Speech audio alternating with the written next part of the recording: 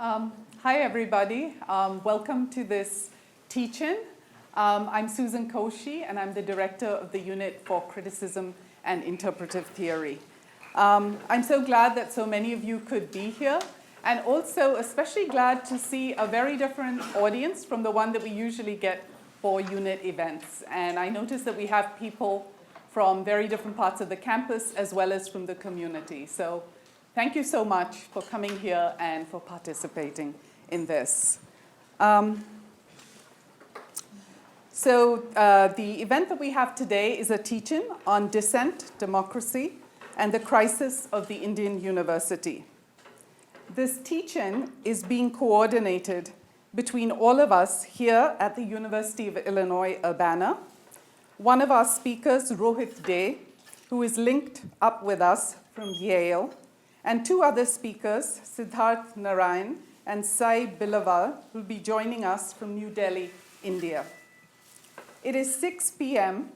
on March 9th here in Illinois, 7 p.m. in New Haven, and it's March 10th, 5:30 a.m. in New Delhi as we begin. I want to reflect for a moment about these transnational connections that are forged through the teach-in as an event form across time zones and continents to think collectively about the struggle over free speech and dissent, which are at the heart of the current crisis of the Indian university. As this event and this audience testifies, the problem of free speech is not restricted to India or Indians.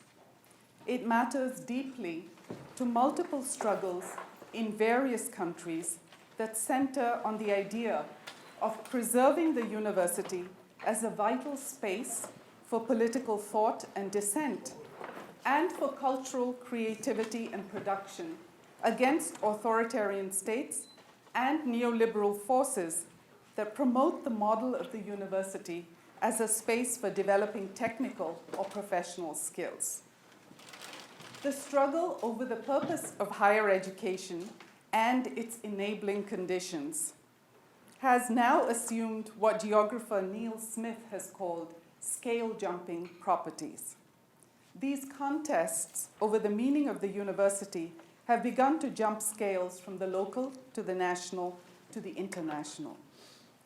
To begin with, the events in India have a particular resonance for faculty and students at this campus because our campus was so recently the epicenter of struggles over academic freedom and free speech here in the US.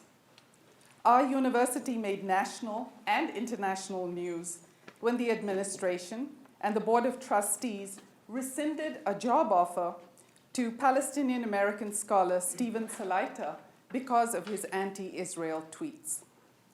The university's decision prompted a wave of faculty and student protests on campus and triggered an international boycott of the campus by thousands of scholars.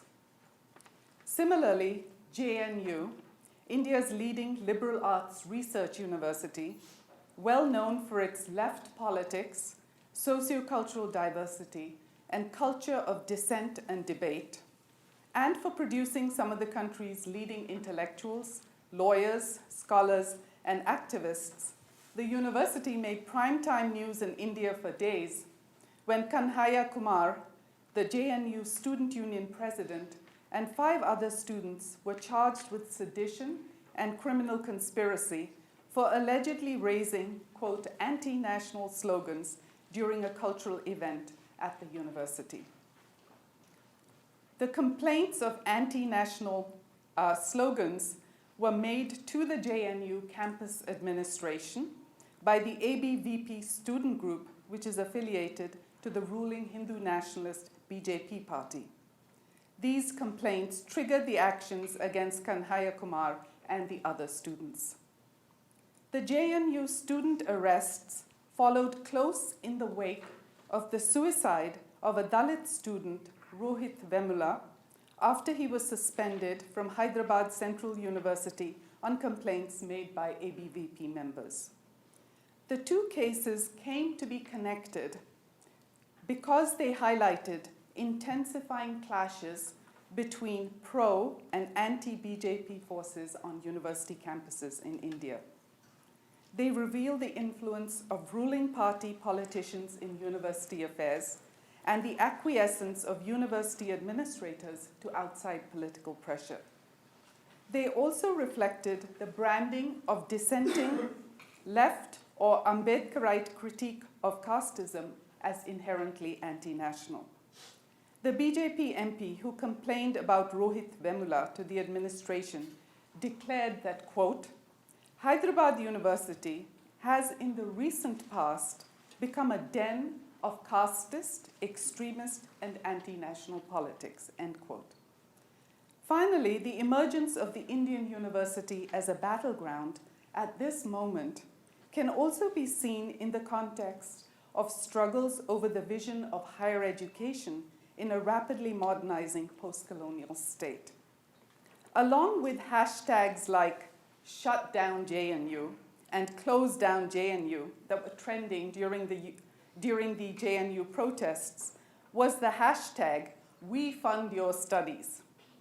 This hashtag began trending after Mohandas Pai, the chairman of Manipal Global Education, wrote an article titled, Dear JNU students, we fund your education, not your politics, in which he argued that students should focus on academics, not politics, and that taxpayers should not have to, quote, subsidize extreme views, end quote. These two cases triggered a storm of protest across India and produced an outcry among leading scholars and artists across the world, such as Homi Bhabha, Gayatri Spivak, Orhan Pamuk, and Noam Chomsky, who petitioned the JNU administration to, quote, protect the vital imagination of the space of the university, an imagination that embraces critical thinking, democratic dissent, student activism, and the plurality of political beliefs, end quote. The events at JNU and Central Hyderabad University have reverberated across the country and internationally, and this teach-in looks at some of the questions raised by the current crisis of the Indian university.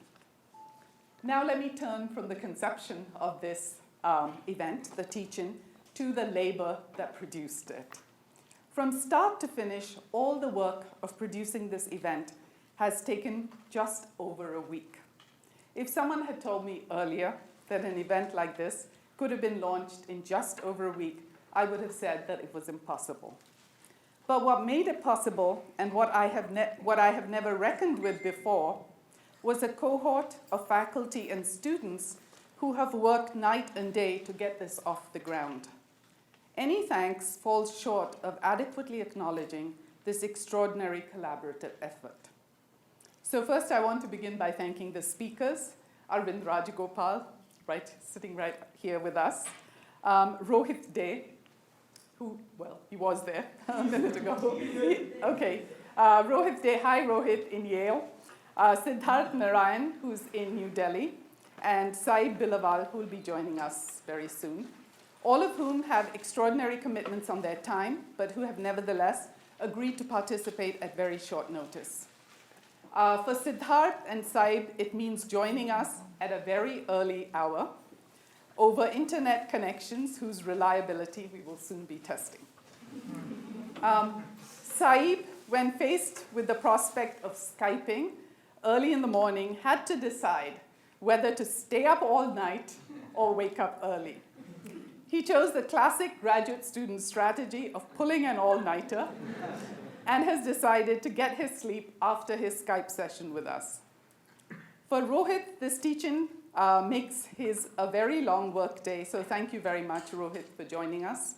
And finally, thanks to Arvind, who flew in from New York to join us here today. One of our speakers, Tyler Williams, is sick with the flu, and although he held out hope up until the morning that he would be able to make it, he was finally too sick to travel. So the irony is the person who was the closest to us in Chicago is the one who couldn't finally show up.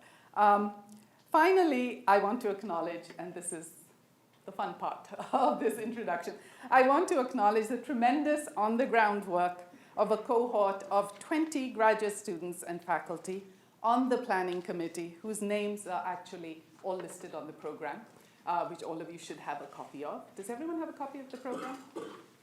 Okay. Maybe we can pass some around if they haven't gotten around. Okay, these faculty and students have worked round the clock for the last week, and this event would have been impossible without their energy, creativity, and drive. So instead of individually calling out their names, I'm just going to ask all of them to please stand up so we can thank them and acknowledge their work.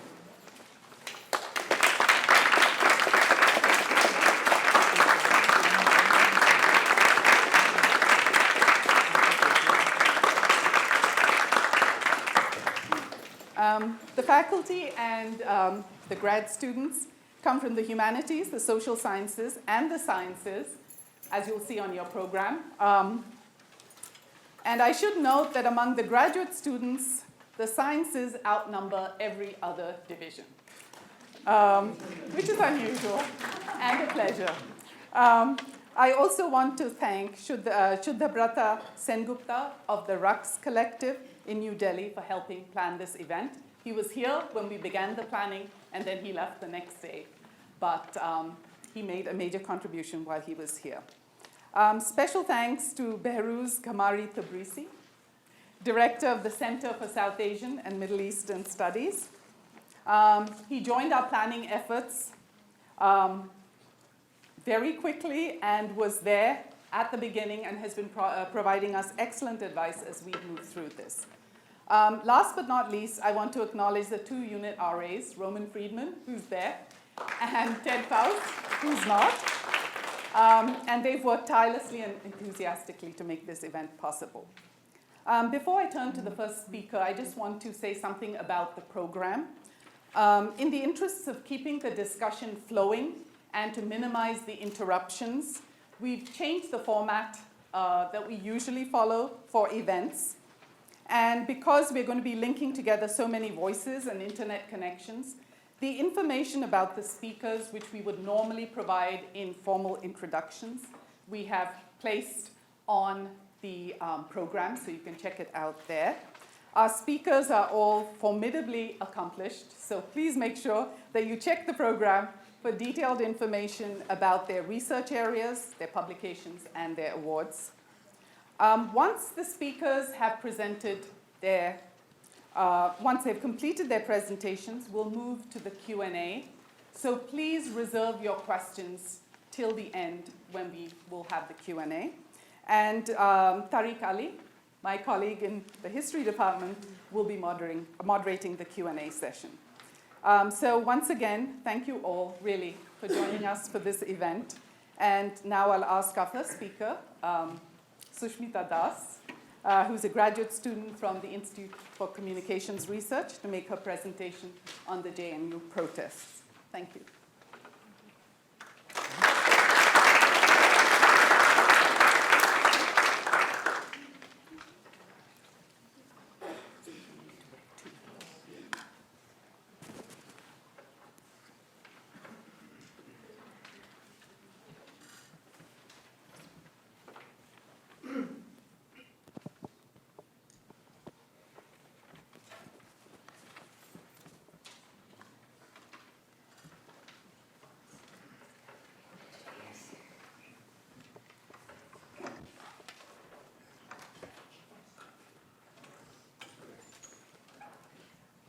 Thank you, Susan.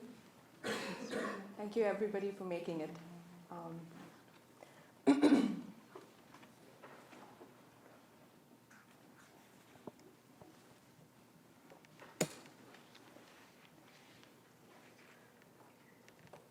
On the 8th of February, a group of students of the Jawaharlal Nehru University are granted permission to hold an event titled "A Country Without a Post Office" on the following day. The organizers of the event, a group of 10 graduate students, distribute posters that describe the program as a cultural evening of protest with poets, artists, singers, students, and other intellectuals. The program, chiefly a rally from one hostel cafe to another, also invites students to an art and photo exhibition that portray the occupation of Kashmir and the struggles of the Kashmiri people. Jawaharlal Nehru University, or JNU, is a public central university in New Delhi. JNU was established in 1969 by an act of the Indian Parliament, and it was named after India's first Prime Minister and a prominent leader of the independence movement, Jawaharlal Nehru, who was also a Kashmiri Pandit. The student organizers of the event, 10 first names and last names dropped, proclaimed on the poster their solidarity with the people of Kashmir for their democratic right to self-determination. To them, issues such as the hanging of Afzal Guru in 2013 and Maqbul Bhatt in 1984 and the growing Brahminical collective conscience were matters of timely significance that called for debate, discussion, and even protest. Perhaps the students hoped that by calling the program A Country Without a Post Office, in memory of a poem written by the late Kashmiri poet Agha Shahid Ali, and dating the event that marked Afzal Guru's execution, would show the dissent necessary to draw immediate attention towards growing issues of discrimination, oppression, exploitation, and intolerance within the country. On the 9th of February, this intolerance was palpable within the university walls. A member of the JNU Student Union, or JNUSU, writes a letter to the Vice Chancellor asking the program be cancelled. His letter oversimplifies that the program is against the judicial killing of Guru and Bhatt, and that the activities planned for the event could disrupt the peace and harmony of the university, almost as a warning sign of what was to come. It is crucial to note here that the member of the JNUSU writing the letter was a representative of another widely known All India right-wing student organization called Akhil Bharatiya Vidyarthi Parishad, or ABVP. The ABVP is affiliated to the Hindu nationalist organization called the Rashtriya Swayamsevak Sangh, or the RSS, which is linked with the BJP, as Susan mentioned. ABVP's popularity in recent news has come from attacking anchors of a music channel in Pune, ransacking a missionary school in Jharkhand, attacking students of FTII, indefinitely postponing a seminar on Kashmir in Symbiosis College, obstructing Beef Festival in Osmania University, blocking a film screening in Delhi University, and other such acts of vandalism in colleges, quickly earning a reputation of right-wing extremism masked under the veneer of educational and university reforms. However, on the 9th of February, despite permission being withdrawn by the Vice Chancellor's office, the protest rally goes on as planned from Sabarmati Cafe to Ganga Cafe, but with the collective support pouring in from numerous other student unions from JNU and other affiliated colleges. Remarkably, these student unions, despite ideological differences with each other, choose to stand united against state-backed suppression of speech and against ABVP's methods to do so on university grounds. In video footage from the events of the evening, ABVP High High or ABVP Down Down is heard from various student groups. This unrestrained unity despite differences amongst diverse student community is characteristic to JNU's ethos of left politics and a culture of debate and student activism which, in many ways, stands as a microcosm of democracy. By that evening, the JNU campus turns into a chaotic mob of students, non-students, reporters of news channels, campus police, police in plain clothes, and protesters of all shades, including masked individuals caught in this video footage who chant slogans that loosely translate to the words on the screen.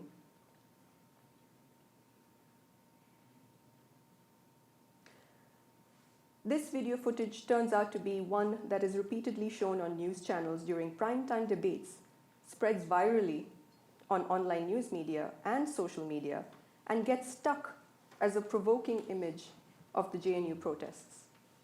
The news media labels this as the anti-national sloganeering by the JNU students. Amidst the agitations that ensue, JNU-SU President Kanhaiya Kumar and one of the event organizers, Umar Khalid, are seen holding back the crowd and being pushed against the chain of campus police and coming in contact with the individuals recording the video. Having identified Kanhaiya Kumar and Umar Khalid, the next day, India News, a Hindi news channel, airs a prime-time debate dedicated to the JNU protests and anti-nationals on campus, with Kanhaiya Kumar along with ABVP and other BJP spokesperson on the panel, and carries out a media trial on Kumar, eventually judging him as indulging in anti-national activities. Similarly, Z News, an English news channel, dedicates a primetime debate, but this time with Umar Khalid on a larger panel with other student union representatives and BJP spokesperson. Following the same pattern of the India News media trial of Kumar, Khalid and other students on the show are labeled and judged as anti-national and closet terrorists on the JNU campus and in the country.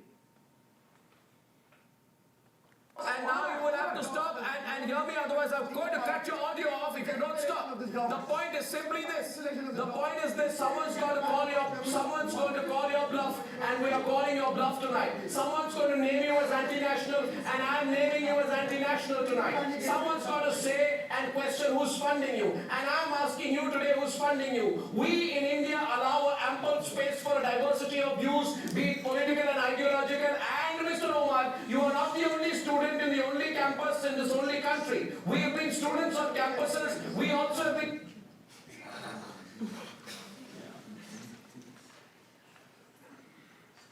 Z News releases more unclear, inaudible, and grainy video footage with catchy and sensationalist blurbs that launches a frenzy on social media and a media circus on primetime TV channels that tosses around the free labeling of students as anti-nationals and terrorists. Stretching the imagination even further, Z News airs a version of Kumar's Azadi speech that he made on the morning of 11th February, where both Kumar and Khalid are rhythmically shouting Azadi with the crowds cheering them on. Finally, this video, along with others aired on Z News, India TV, NewsX, are used by the police as evidence to arrest Kanhaiya Kumar on Friday, the 12th of February, under the charge of committing sedition, a law used in the past to arrest writer Arundhati Roy, pediatrician Binayak Sen, and cartoonist Asim Trivedi, among other freedom fighters during the colonial government. Within hours of Kanhaiya Kumar's arrest, protests on the ground grew in unprecedented size and number all over the country and globe, with Al Jazeera calling it the largest student movement in 25 years. Students, teachers, activists, scientists, and retired army personnel sign petitions and take to the streets demanding the release of Kumar. While Kumar was interrogated by the police, students across the world were showing support by linking matters of justice, freedom from oppression, academic freedom, and racial discrimination through the hashtag #StandWithJNU. JNU and other universities took umbrage, but responded by taking open-air classes and putting together lectures on matters of nationalism, sedition, secularism, and media-operated state action.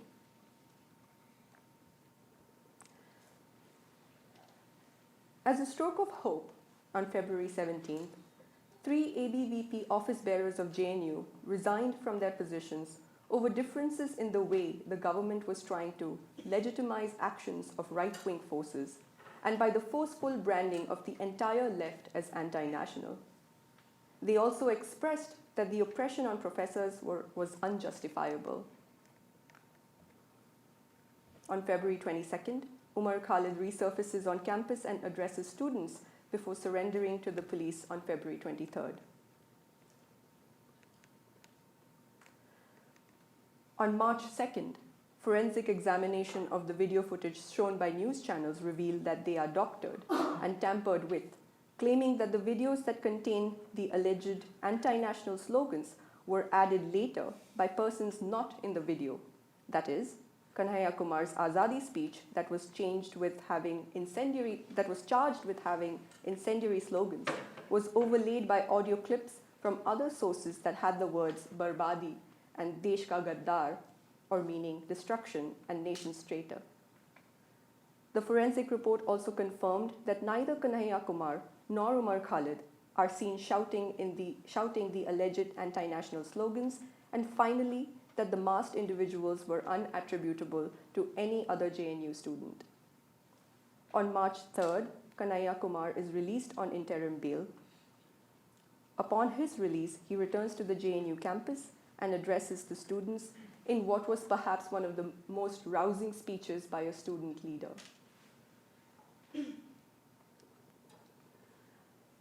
The JNU row, as it will be written in the pages of history, is no doubt an important chapter in our understanding of dissent, democracy, and our rights as students in public universities and as civilians within a socio-political climate in transition, no matter where we may be. It is also a chapter in understanding how corporate media, coupled with state-backed outfits, can craft and manipulate public opinion and declare harsh labels upon public universities, student unions, and students for expressing a different point of view, a dissenting point of view. Kanhaiya Kumar's intended meaning of Azadi then rings loud and clear. Azadi not from India, but Azadi in India.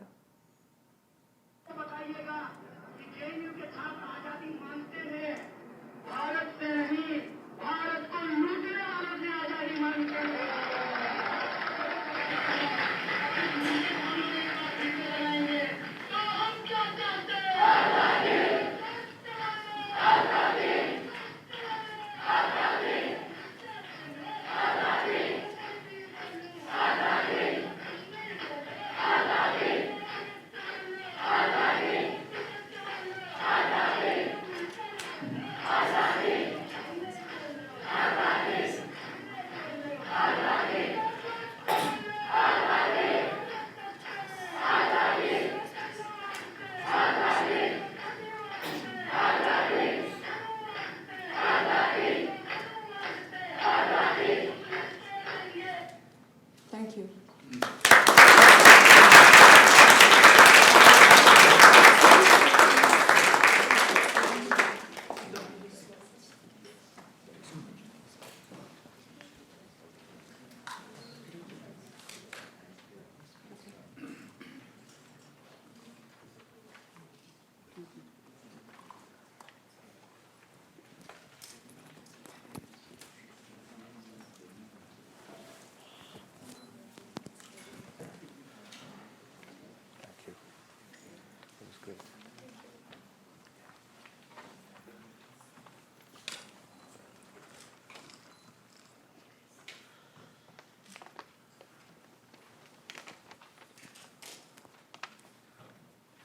Okay, so I'll just stand here in front. Thank you, Susan, and thank you, Shushmita, for those wonderful introductions. I'll just begin because I know we're running behind in time. JNU is a university where the interaction between students and faculty is closer than anywhere else that I know of, where teaching is more dialogical than in most other universities, where every geographical region of India is represented, in addition to caste reservation, and that makes it a microcosm of the Indian nation like no other university in the country. For example, students from the Northeast are better represented in JNU than in any other university outside the Northeast itself. To take another example, the father of the JNU Student Union president, Kanhaiya Kumar, is a poor farmer, and his mother, an Anganwadi or childcare worker, who live on a combined income of 3,000 rupees a month in Begusarai in Bihar. JNU is not only a national university. It would be accurate to say that if we take that adjective seriously, there is no university in India that tries harder to represent the nation in all its variety and to bring its different parts into a meaningful relationship with each other, and, dare I say it, a higher level of unity. If we adopt the language of the present government, it should follow then that to accuse JNU of being anti-national is, on the face of it, not only not a plausible allegation, The charge itself is, in its spirit, an anti-national charge. This government, whose leader, we may recall, kissed the steps of Parliament to make public how much he respected the procedures of parliamentary democracy on his first day in office, has revealed a different attitude once in power. This government understands the absolute majority it has as obviating the need for dialogue. You'll remember there are 282 seats for the BJP, 336 for the NDA, so absolute majority in the Lok Sabha, even with the BJP tally alone. The Indian philosopher and diplomat Kautilya has outlined 4 ways of exercising power, 4 dimensions, we might say. And the BJP should know them very well. Many of you would know them well. Samadana Danda Bhed. Yeah? Consensus, tribute, punishment, division. The BJP relies on the first 2, although it likes to presume or declare. The BJP relies on the last 2. Sorry. I know. Although it likes to presume or declare the first 2, that is, that it represents the true consensus and that it can be the gift giver for those who are in its power. Despite being defeated at the polls after the 2014 elections in Delhi and Bihar, and MP and Gujarat, this attitude is essentially unchanged. It is not only unchanged, but the level of claim-making has escalated, and the reliance on dand and bhed, punishment and division, has also increased. We have witnessed this in JNU, certainly, just as we saw it before at the Film and Television Institute of India, FTII, at the Hyderabad Central University, which Susan and Shushmita have talked about, and also at the Aligarh Muslim University and Jamia Millia Islamia. The last 2 universities, you may know, are being denied their historic minority status, which has lasted for a century or more. We have also seen the targeting of the first woman student leader in Allahabad University's 128-year history, Richa Singh, in retaliation for her opposition to Yogi Adityanath, the Member of Parliament from Gorakhpur, who, among other things, urges Hindu men to rape dead Muslim women. You can't make these things up. I urge you to look it up. It's true.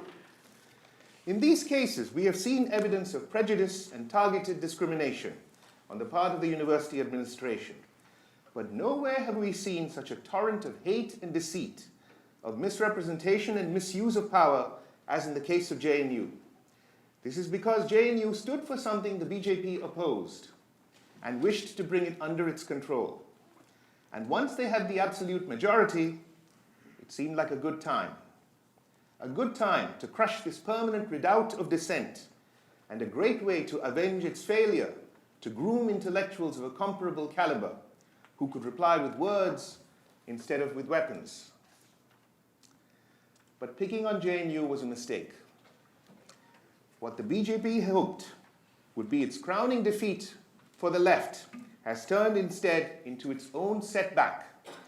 And this is a setback that is here for all of us to judge, from making Kanhaiya Kumar responsible for the remarks that others allegedly made, to the fabricated evidence upon which these allegations rested, and the criminalization of students for innocent acts of speech, while, for example, the Jats who campaigned for reservations in Haryana damaged the water supply, affecting nearly half the population of Delhi, and damaged 1,000 crores worth of property in the district of Rohtak alone.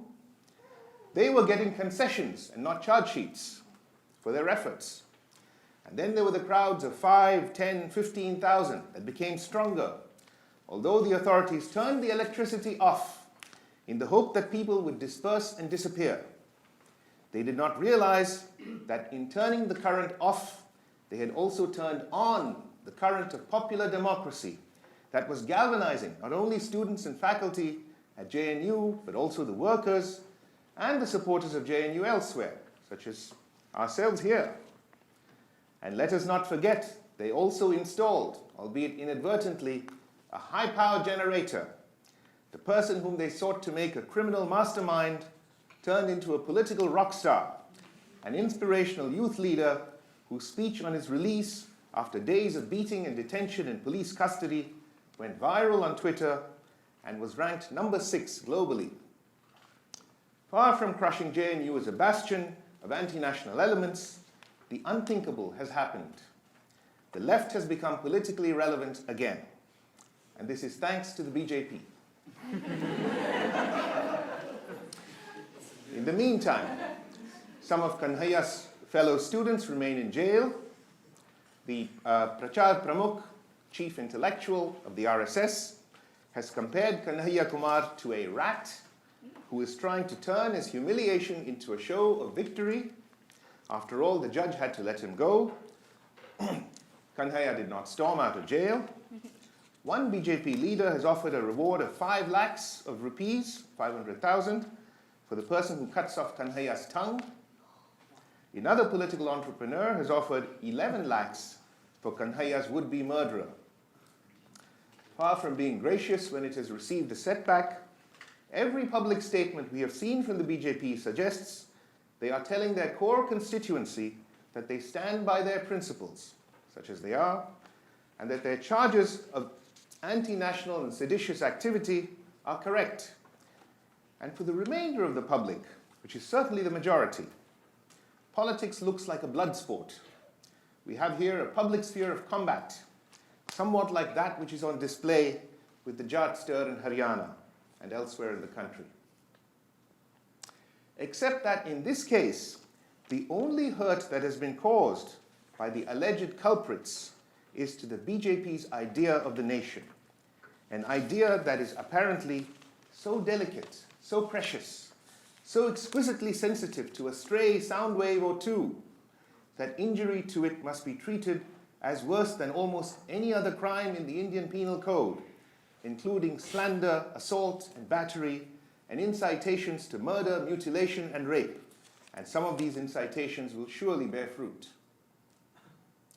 I mentioned Kautilya and his 4-dimensional analysis of power, one that is in contrast to the official Western theory of power, which, as the sociologist Stephen Lukes has famously observed, has all of one dimension. You either exercise power or you do not. We may wonder if, despite its cultural nationalism, some BJP leaders have been reading the wrong textbooks and failed to understand that Indic perceptions of power can be much more nuanced. At times, voters may tolerate violence and brutality, it is true, but they are alert to other modes of the performance of power. Of course, this does not happen on a blank slate. We have at least 2 different histories of politics abutting each other here that are made visible in the JNU case. The politics of the major institutions, and especially Parliament, and the politics of the street. Kanhaiya makes this observation in his speech. This tension between the politics of Parliament and the politics of the street has a long history. Most of our existing political leaders have been groomed first in the politics of the street, and only much later entered Parliament. The story of the JNU crisis is, in a way, about how 2 major institutions, the university and the media, are encountering each other today. The fact that the university has suddenly become an object of attack, and that those who defend it nearly all appear to be on the left, while those within the media have in many cases shown themselves to be servants of power, is an interesting statement about politics today. India's universities have a specific history. They emerge from caste exclusionary and colonial histories. State-funded education has been critical for caste and religious minorities, not to mention women. Currently, there is a powerful movement for university access. Education is a symbol of millennial exclusion, especially for lower castes, and the right to enter it is to challenge the symbolic economy of caste. It is not surprising, therefore, that it is these institutions of merit that have witnessed concerted activism by Dalit students, most recently with the suicide of Rohith Vemula, which Susan mentioned, as though the meritorious must be quarantined from the violence of caste. The idea of schools and universities as institutions of upward mobility takes on a quite specific meaning when children who would not otherwise eat are able to have a midday meal at school, or when entire families are supported by university fellowships of one student. Educated Dalits hold study circles for their juniors. Urban families take in impoverished students so that they can get an education. People pool their resources to educate bright youngsters because they are a community asset and a sign of collective pride. Education is a gift incapable of return. It can only be carried forward to new generations who must be encouraged to assert the right to think and dream as a force that transcends the material fact of dependence. Media can also be seen as a kind of gift, but a different kind of gift. In the here and now, the sense of future there is, I think, uncertain. We can receive media experiences, our responses are not monitored in any way, we can participate in sociality with relative freedom. This can incrementally alter the imagination of social belonging. Whether it was the speech of Kanhaiya or the suicide note of Rohith Vemula, these were expressions that spoke of the stigma of caste and class oppression while transcending it. They had a flair with media performance, which is in a way a sign of how media and the university can come together in a sort of virtuous way, you might say. Now, for most of the history of independence, the majority of the country has been in a, speaking schematically here, a media dark space. And now we have, within a few years, arrived in what we can call a media bright space. People are addressees of media institutions, audience numbers count, they are competed for. Suddenly, media dark and media bright spaces are, in a sense, within the same discursive orbit. How do we understand it? We can look for an analogy to this question, in answering this question, in something that B.R. Ambedkar said at the time of independence, India's first law minister, that India would have political democracy due to universal franchise, but it would not have social democracy due to the prevalence of caste hierarchy. This contradiction, he predicted, would haunt Indian independence. The lack of social democracy was in a media dark space, we can say, while the achievement of political democracy, and equally its crises, such as the emergency, whose inventor, we should remember, was the Congress Party. Political democracy, or the lack of it, was in a media bright space. With the growth and intensification of the media economy, the disjunction between the two has become harder to manage and leads to the increasing visibility of violence used in governments. Now, modern society requires at least the pretense of a common ethical system. And once you begin pretending, there is no telling where you will end up, since people begin to believe in it. What we have got today has been described in a way by the Hindi news anchor in NDTV, Rohith Kumar, a couple of weeks ago. He described it as a sickness of television. And thanks to this clips that Sushmita showed us, I think we all have a sense of what that sickness can be. Yeah? And it began with the sickness of the TV channels, and now it has spread to the viewers, Ravish has said. So what we have here is that high levels of media saturation have unexpectedly produced, in moral and political terms, a media dark space. And to make his point, Rohith Kumar made his screen go dark in his broadcast a couple of weeks ago to make viewers confront the accusations that are now flowing freely from the television channels. Accusations which are extraordinary but have become normalized through repetition. So on the one hand, to conclude, we have the virtuous combination of the university and the media, together with social aspiration, expressed in Kanhaiya's cry, Awaaz do, Azadi. On the other hand, we have the media themselves becoming a fount of intolerance and repression, agents of counter-revolution, we can say. In this clash, which occurs between the forces of of neoliberal development and popular democracy, it is inconceivable that democracy can be crushed. It will never be crushed. The challenge, however, is to realize how its former allies can turn into its enemies, how its former enemies can turn into its allies. That with every battle, vigilance is required. Thank you.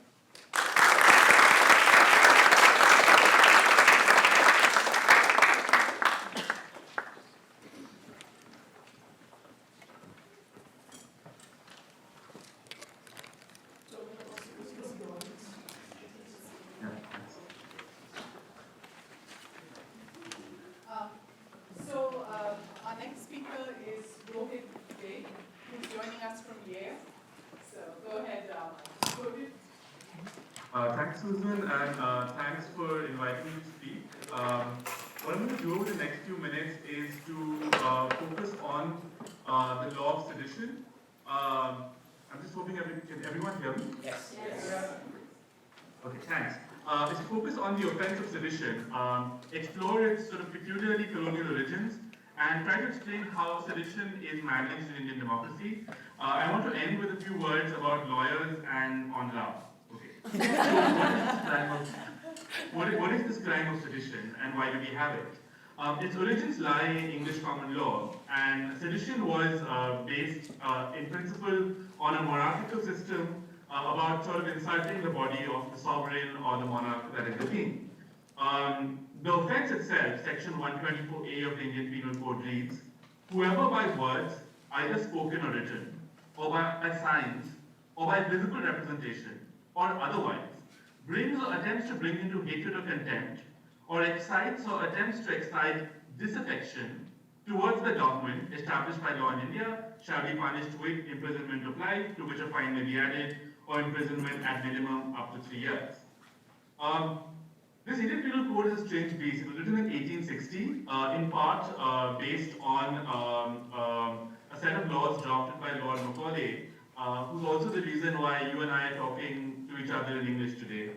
So Macaulay drafted the code to enshrine universally applicable principles of law, as opposed to sort of the more regressive or antiquarian common law.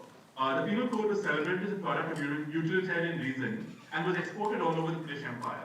So it is partly the reason why Singapore, Malaysia, Kenya, and a number of other former British Commonwealth countries also have the offense of sedition. Section 124A, as you can see from the alphabet A, is a later edition and was enacted a few years after the code was brought in, even though it was there in the original Macaulay draft. And part of the reason why it was brought in was because of the fear of what is now called the Wahhabi menace. There was a sense of the colonial government that there was this sort of shadowy organization of Wahhabis who are posing a threat to the British Empire and they need to be dealt with. Their attempts of propaganda have to be dealt with, and the law was brought in to allow for a very easy threshold of prosecution. It's clear if you look at the papers of the times that many of the people arrested had few or no links to any kind of Wahhabi organization. Historians have even debated whether there actually existed a Wahhabi menace in the late 19th century, and much of the public sphere in the 19th century protested the imposition of the sedition law. Section 124A has sort of a two-pronged career during the colonial period. One, and it was referred to at the beginning of the talk, is a series of spectacular political trials, where a veritable who's who of the Indian political spectrum, from Bal Gangadhar Tilak, Maulana Azad, Annie Besant, Savarkar, Hindu nationalists, communist, socialists, were all tried under the sedition law. It was almost seen as a mark of badge of pride to have a sedition charge against you. And much of this history was a story of spectacular trials. People would go into the courtroom and denounce the government of the day. But alongside this was a more ordinary use of sedition law, and we see this from the newspaper reports of the time, is that it treated a kind of chilling effect on free speech. So you had stories of neighbors complaining against neighbors and saying they had uttered seditious words. You have complaints about train passengers who were fighting over reservations, who then reported to the police that the other person was criticizing the government. And while many of these did not lead to prosecutions, there was a sense in which the force of the state could be brought against you if someone just made a mere accusation of this offense. Unsurprisingly, towards the end, as independence neared, there was much debate about what the purpose of sedition really was. During the Second World War, the colonial federal court itself departed from older precedent and held that sedition requires some kind of reasonable anticipation or threat to public disorder. So mere words, mere statements, mere gestures are not enough to trigger the offense. It has to actually lead to some kind of problem with public order. At the time of independence, the feeling was sedition would be dealt away with. So when Sardar Patel brought in the first draft of the Indian Constitution, people were horrified to discover that sedition was put in as an express limitation to free speech. Leading the debate, Somnath Lahiri, the then sole communist member of the Socialist Assembly, said, does the incoming popular elected government believe it needs even more powers than the autocratic alien British to protect themselves? largely warned very patiently that sedition is going to be used to crush dissent. So there was a furious argument, following which the government actually stepped back and erased the term sedition from the constitution. It was no longer a prescribed limit to the freedom of speech under the constitution. I want to just flag a couple of speeches. One by Antasayam Iyengar, a fairly conservative member of parliament, who said, it is a fundamental right of citizens to non-violently overthrow an entrenched power by exposing its faults and persuading each other that it ought to be removed. So unless it rises to the level of the entire state being overthrown by force, any attack upon the state, verbally or by gesture, cannot contribute to offense. The other member was State Govinda, so told a very sort of emotionally narrative about how 10 years ago his father had been given a medal by the British government. And in protest against what the government was doing, he returned his father's medal and said this medal is a mark of shame. And because of that statement, he was charged with sedition. And Govinda sort of said, how can independent India have this offense to continue?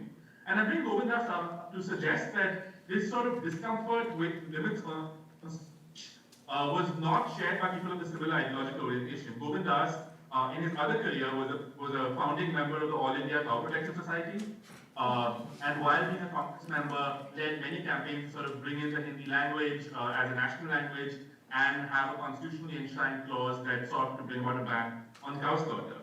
What we often forget today is that in the 1950s, both the right and the left in India were committed to civil liberties. And it's hard to acknowledge today because we usually see civil liberties as a left liberal issue and the right-wing parties as being against them. The first president of the All India Civil Liberties Conference in India was also the president of the Hindu Mahasabha, and he defended communists in the Supreme Court when they were arrested for preventive detention.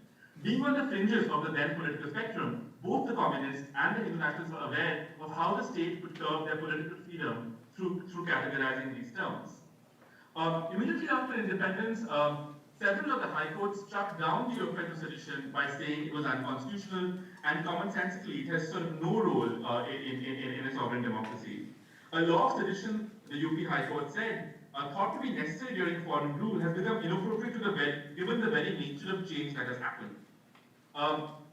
Finally, the Supreme Court had to sort of pronounce on this, and it came up with a sort of, and what the court often does is it brokers a kind of compromise. So it came up with a compromise saying while the offense of sedition can remain on the books, it is very clear that merely harboring hatred, contempt, or disaffection to the government does not trigger the offense. What it really does is some kind of threat to public order, and this has to be a real threat to public order, not just an imaginary threat to public order. Later on in the 80s, the court again sort of affirmed this, and in the case of Balwant Singh, reversed conviction of sedition upon two men who had made what were then called inflated statements. And I'm going to just read the statements out because a lot of the popular discourse has been how could the students in JNU have purportedly said statements like Pakistan Zindabad or we want the destruction of India. So in the 1980s, these two men on a crowded street outside the cinema hall had said Khalistan Zindabad and that there is no place for Hindus in Punjab. This was not just a crowded place, it was also on the day that the Prime Minister of India had been assassinated by her Sikh bodyguard. So one has to think of offense to public order, one has to think about possible interpretation, this really was it.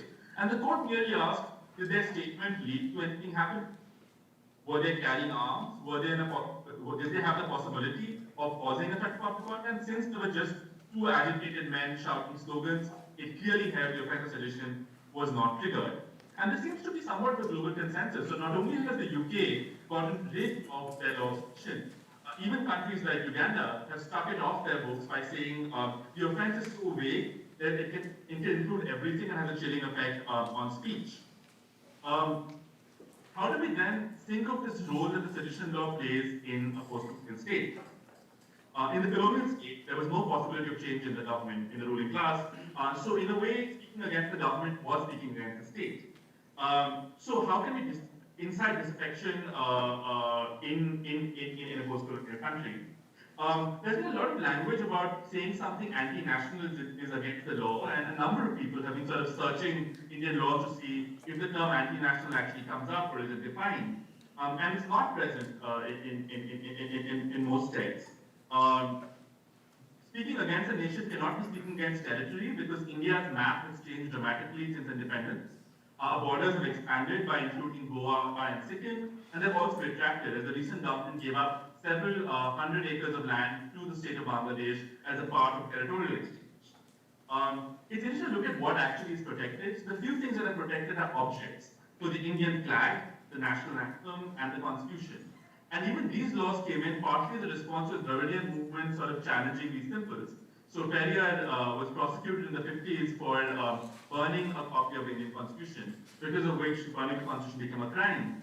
Of course, in response, Periyar then burned a map of India.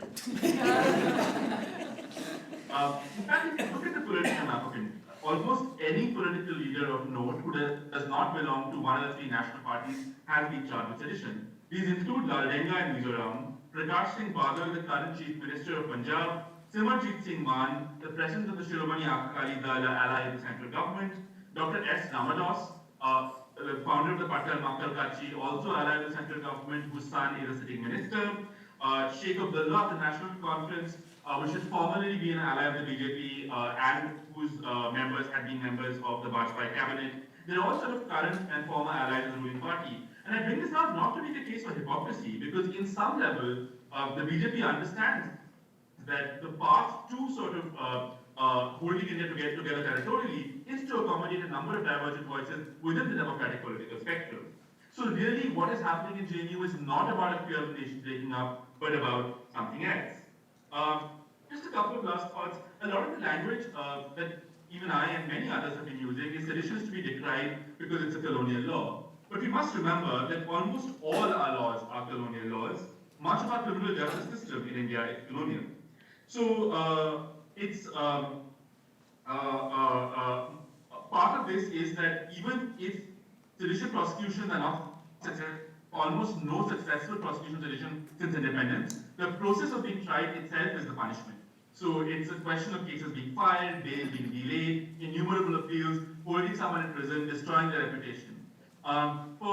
Increasingly, we've had reports of many people who have been arrested under anti-terror laws in the late 90s and early 2000s, being freed 14 years, 20 years after they were arrested, being completely acquitted of all charges because there was never sufficient evidence to actually arrest or convict them. But these are 14 to 20 years that are locked, for which there is no compensation, monetary or otherwise. Section 124A is unlikely to go away soon. So what can we really do about it? What Lawrence Liang has been suggesting is that it's not just the offense of sedition, but also thinking about the abuse of legal procedure and about irresponsible policing, and really emphasizing on some of the procedural safeguards that exist in the criminal justice system, but also have been involved through court. I want to end by sort of saying that though the current sort of crisis is targeted against the government led by the Bharatiya Janata Party, the use and misuse of sedition laws is not limited to one political party. Mamata Banerjee in Bengal has used sedition charges against cartoonists. Jayalalitha in South India has charged 3,000 anti-nuclear activists with the charge of sedition. So it is something that is widespread, but is there anything that is specific to this particular regime? And I want to go back to the definition of sedition, which says, whoever by words, either spoken or written, or by signs, or by representation, attempts to bring into hatred or contempt, or excites or attempts to excite disaffection towards the government. So as Gandhi recently pointed out, affection cannot be manufactured or regulated by law. You cannot use the law to make you love somebody or to even love someone a particular way. But this seems to be a larger sort of move behind what this government is doing. This government tells us not just who you can love, whether they are men or women, but also how you can love them.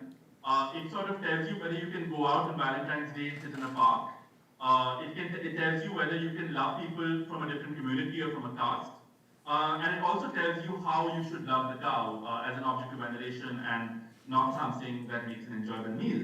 So while this is about sedition and politics, you have to also really think about what it means to sort of compel affections through law. So let me for a moment on a lighter note turn a little anti-national and confess that there is one thing our friends in Pakistan do much better than us in India, and that's writing resistance poetry.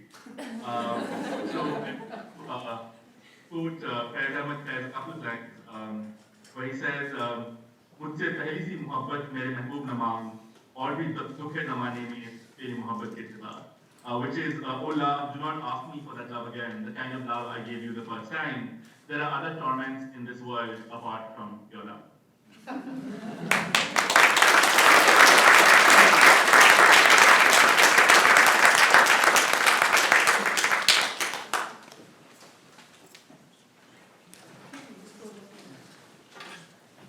So Siddharth, do you want to go next? You've been waiting for so long. Thank you, Susan, for inviting me to speak, and thanks specifically to both Shikha and Sivan for helping coordinate this. So, I just want to start with emphasizing why sedition law is such a big issue at all. There are many provisions in the Indian Penal Code which criminalize speech. But sedition is I think, especially important because of both its symbolic value and some of it which Rohith has touched upon, this entire history, the fact that it's been used against nationalists in the past, etc. And as well as it's actually a very serious offense. It carries imprisonment up to life.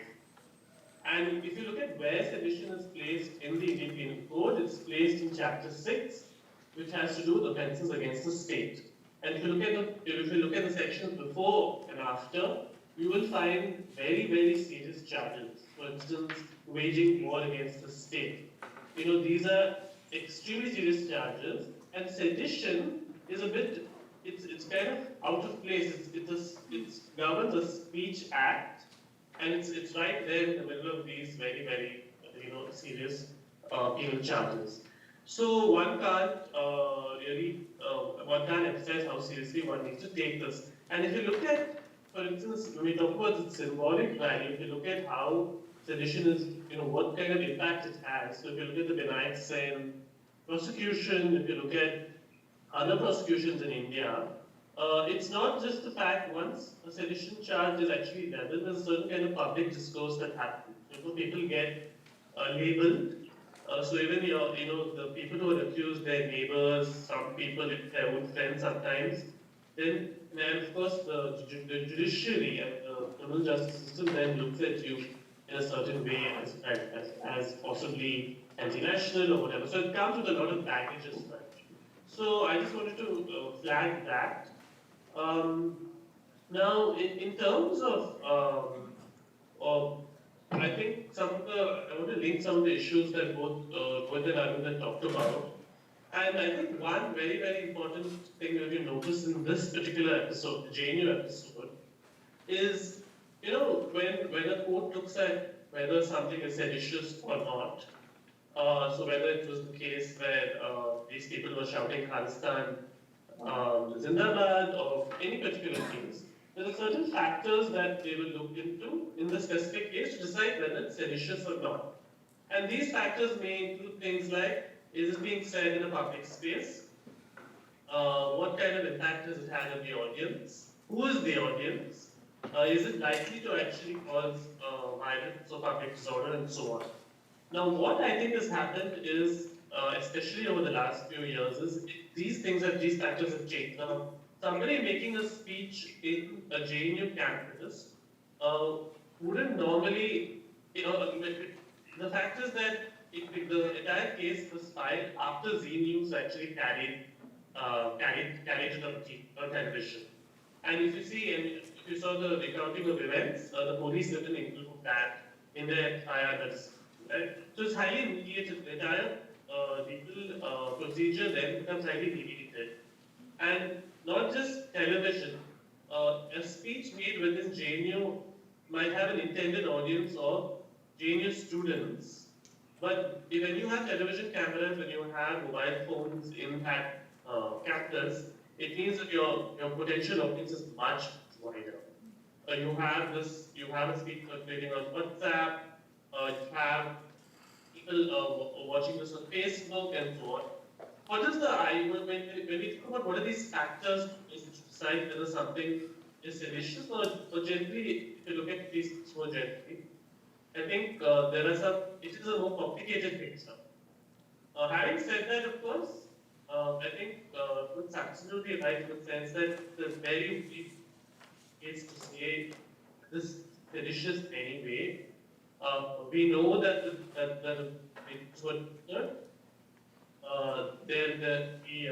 government also an official case that against channels and that brings me back to the question of the kind of conflict. The role media in this entire issue.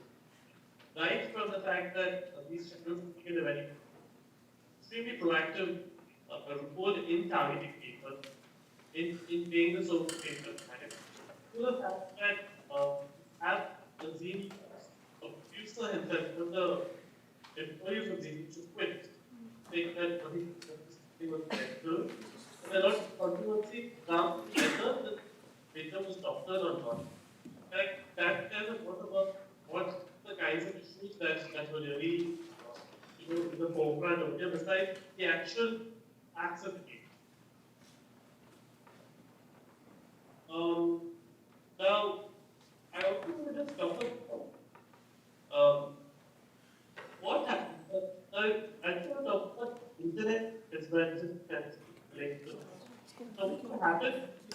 Siddharth, sorry, you're breaking up. We'll just try this without the video maybe, because your audio quality was dropping a lot. And scroll back a bit to last. Yeah, just like the last couple of minutes, if you don't mind, just repeat. Sorry about that. Can you hear me now? Yes, much better. So that happens sometimes over here. So basically what I was saying is that a lot of the debate over here has been around the authenticity of the video, the forensics lab, the fact that even the Delhi government itself is now challenging this.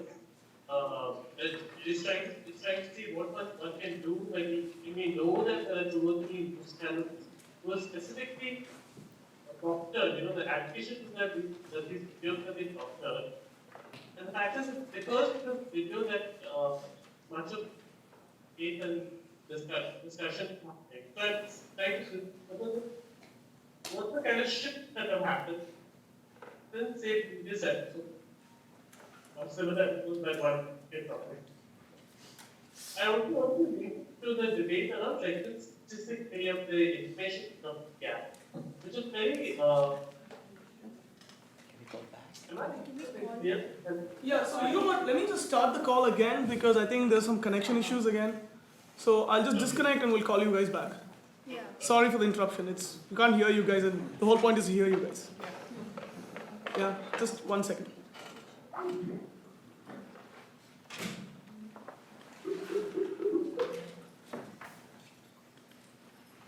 maybe keep the video off, right? Yeah. Hi. Can you hear me now? Yeah, can you just go ahead? We'll let you know. Sorry. Yeah.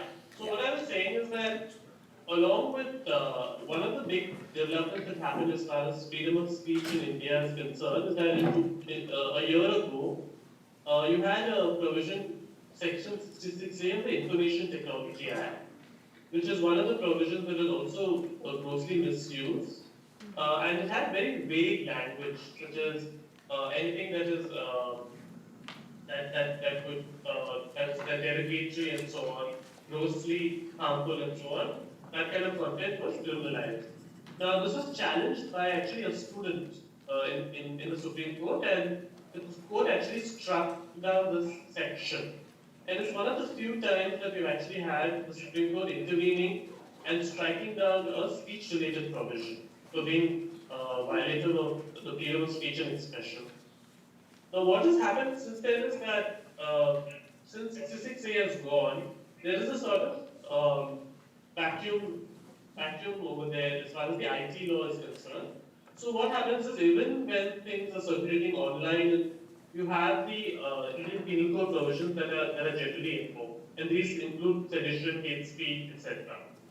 And what's increasingly happening is because of this importance of what I was talking about earlier, the circulation of material through WhatsApp and virality of material, the way the government is now responding is that it just blocks the internet completely. So if we saw recent episodes of say, especially episode of rioting, the response has been increasingly to use public order and to use section 144 of the Criminal Procedure Code, which has to do with preventing public disorder and people gathering in a public space, to block the internet.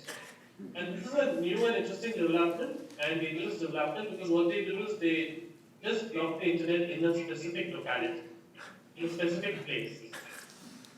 So I want to just flag that also as something that has been happening parallelly.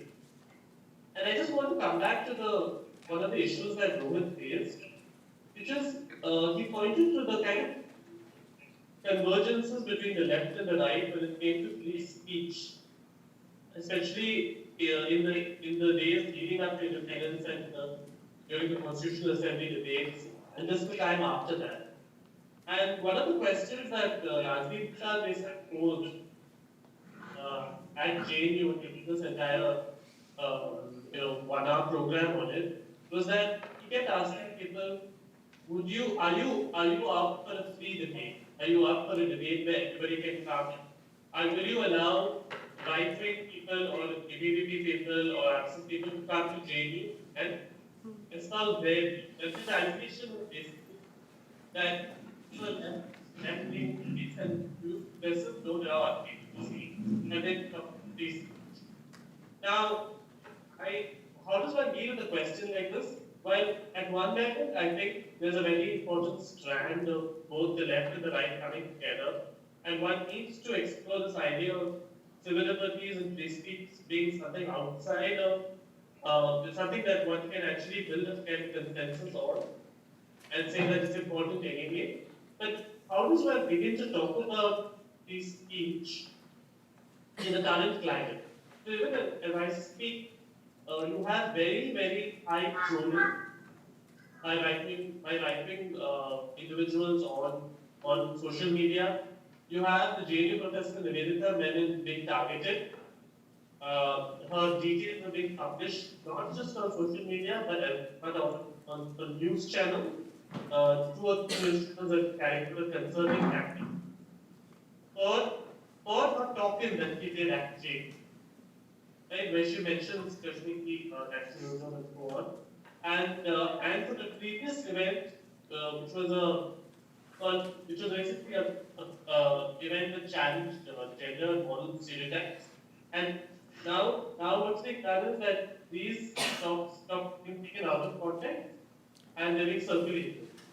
Besides that, actually you saw what happened when Kanhaiya was being taken to the Patiala courthouse. He was physically attacked by a lawyer, by a group of doctors. Also saw these to public press as a big issue. And what's interesting is the type of response the state has to these events. So for instance, the lawyers who threatened they are facing a charge of what's called a very minor and under the 18th code carried with the maximum punishment.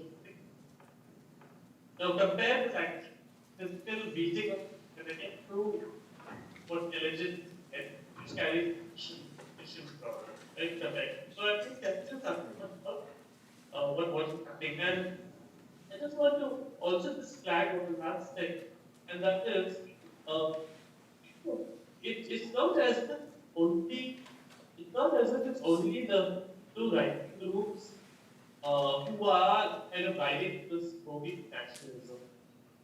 If you talk to people who are not particularly politically tied, so if one is looking for content to people say more general public, I think there is also some both because of the way television is now, and generally certain kind of push sounds that say in India, which is not talk about certain very bad issues like this Kashmir. There is a Siddharth, Yeah. we're really having trouble hearing you. So, Okay. The audio quality is very broken. So, Okay. I'm wondering if you have, if you can sum up quickly and then, But maybe we can like stop and recall and give it 2 minutes. okay, Because I think that it sort of backs up over time. okay, so do you just want to? Yeah. Yeah, So, so- let's just do the thing again. So where if we reset could the call. like, I think what happens is when you start, when we start a call, you sound very clear, but then after about 3-4 minutes, it starts lagging or Breaking something up. like breaking up. So maybe we can call you back and you can give us a 3-4 minute wrap up, Yeah. and that might Yeah. work best. So, okay. Sorry about this. Sorry about this.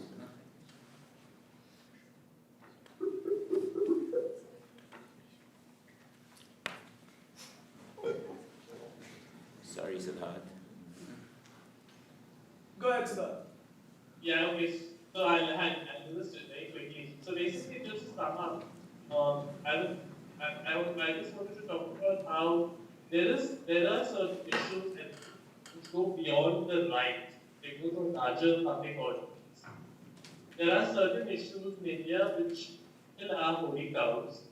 If one is to talk about Kashmir, to talk about the Northeast, talk about what is those in the army, for instance. These are still sensitive issues. And there is a certain way we need to engage with the larger public, yeah. Say that, legally there is a lot of people talking about the issue. It's well within our legal rights, but also beyond the law. In terms of how difficult it is for a democratic country to allow such speech, and I think anything genuine can be shown, and it's just to a kind of challenge to further and no tradition, no. But okay. Thank you. All right, thank you very much.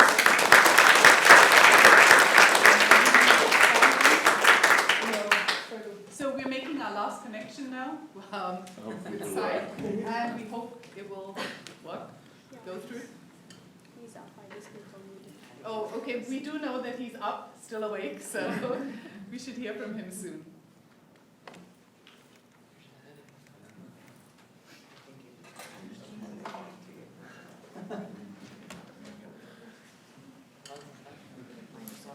Is he on Skype or what's going on?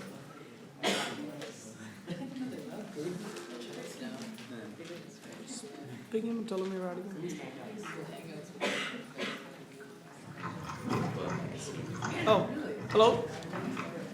Hey. Hi, Saib. Can you hear us? Yeah, I can sort of hear you. You're kind of breaking up.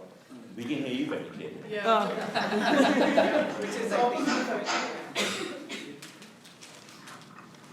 Thank you very much for staying up to do this. So do you want to go ahead and get started? Okay, why not? Firstly, I just woke up, so forgive me if I mess up. Literally, I'm in my bed right now. Okay, I didn't manage to hear the other people, so I'll just go on ahead as if I know what the rest of the people said. Okay. The first point I'd like to make is that the Afzal Guru program that happened, a country without a post office, it had happened a year before and the year before that as well. So, it's only this time that the state reaction was very heavy and harsh. When it happened earlier, there was not much of a hue and cry. Whenever we went for a protest earlier, the police hadn't hesitated to attack us or the journalists or break their cameras. This time, the cops were mostly passive and the media was just soaking up the site. So I have a feeling this was a trap this time, and everybody fell for it. Because the Kashmir issue is very strong, in India. There's a sort of hyper-nationalism with it. To come to the campus now, campus politics in JNU are, I don't understand the media hue and cry, because what's the problem with sloganeering in, one of the most peaceful campuses in the country? When there's nothing said about the daily violence by the right-wing student groups in just about every other university and college in India. And when the police action happened in JNU, what I noticed first was that the population of JNU doubled. Literally. There were people we had never seen before. A lot of people were undercover cops, etc. There was a large climate of fear. At the gates every day, there was basically protests by right-wing groups, including the Bajrang Dal. In case you don't know who the Bajrang Dal is, they're basically the KKK of India. Now, to deal with the matter of whether there was a conspiracy against the state or whether there was sedition, knowing JNU, being there for 3 years, JNU is basically about people arguing and disagreeing and bickering every day. There is no chance of there being a collective conspiracy against anything. Honestly, people can't decide what they're going to have for dinner in their hostels every month. It's hard enough to, have a combined political agenda, to be honest. Then the state has been playing around with multiple labels on our campus. They've tried anti-national, they've tried sedition. With some of the students who are still in custody, they've tried terror labels. I only wonder whether narcotics, corruption in Pakistan are next, Then, to deal with what the right wing says, about the hyper-nationalism, about Muslim appeasement in India, my question would be, why should we turn our country into a Hindu version of Pakistan? I mean, it's not exactly the best place to live in if you're up for human rights, etc. The students who were arrested and put into custody, I'd like to say that they're seen by most people on campus as victims. Maybe not all of them, not everybody sees them as heroes. They're clearly not seen as traitors. So if you want to look at how they're seen on campus, they're probably the Malalas of campus. They are not the Bin Ladens of campus, right? Okay, now to come to the government. Also, their versions of Indian history and politics are, let me say, standard versions in JNU. They aren't too different from what we are taught. So there literally is a state overreaction, when it comes to it.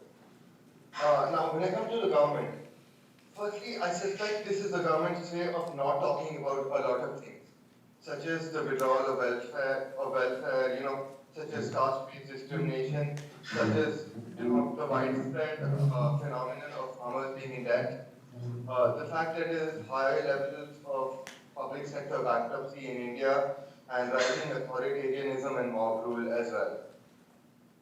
Secondly, to deal with the media, I have a feeling this also has to do with saving money. Honestly, for the media in the capital city, Delhi, to just telecast our university, it's a lot cheaper, trust me. They telecast all day, their vans stand there the whole day. They show clips of any part of the country. They show clips of Kashmir claiming it's changed. Honestly, it's a con job.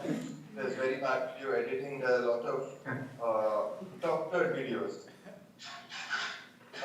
Then I see this as an attack on not only just some students in our university, because it was never more than 15 or 20 people shouting those slogans. I see this as an attack on JNU and liberalism as a whole, because we've been offering a lot of critiques of the current right-wing government that's in power. It's an attack on democratic socialism and its characterization as anti-national. I'd like to put in a word on, a national movement without a democratic socialist, to be honest, would be the story of maybe the changing of hands of factories and bureaucratic positions in India, if you exclude the democratic socialists. So this brand of rewriting history and nationalism on the part of the right wing is very dangerous. And I don't know, there is nothing anybody can do to prove that the students did not want Azadi through a constitutional amendment. Because to be honest, 66% of our constitution was out of the colonial government of India Act 1935.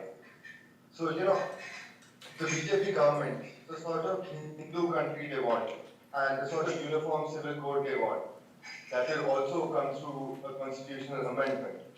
A lot of the most landmark changes in our constitution, including the right to education and, etc., the right to education, the right to information, all of that comes through, constitutional amendment. So, how much of this amounts to sedition? It's an open question. And the state was certainly heavy-handed there.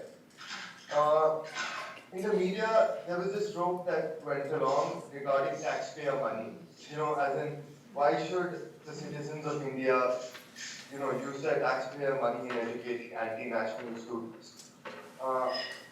Now, to come to this matter, JNU students are rather distinguished in the fact that they agitate for issues other than what concerns them directly, such as, the expansion of education, higher education for the whole country.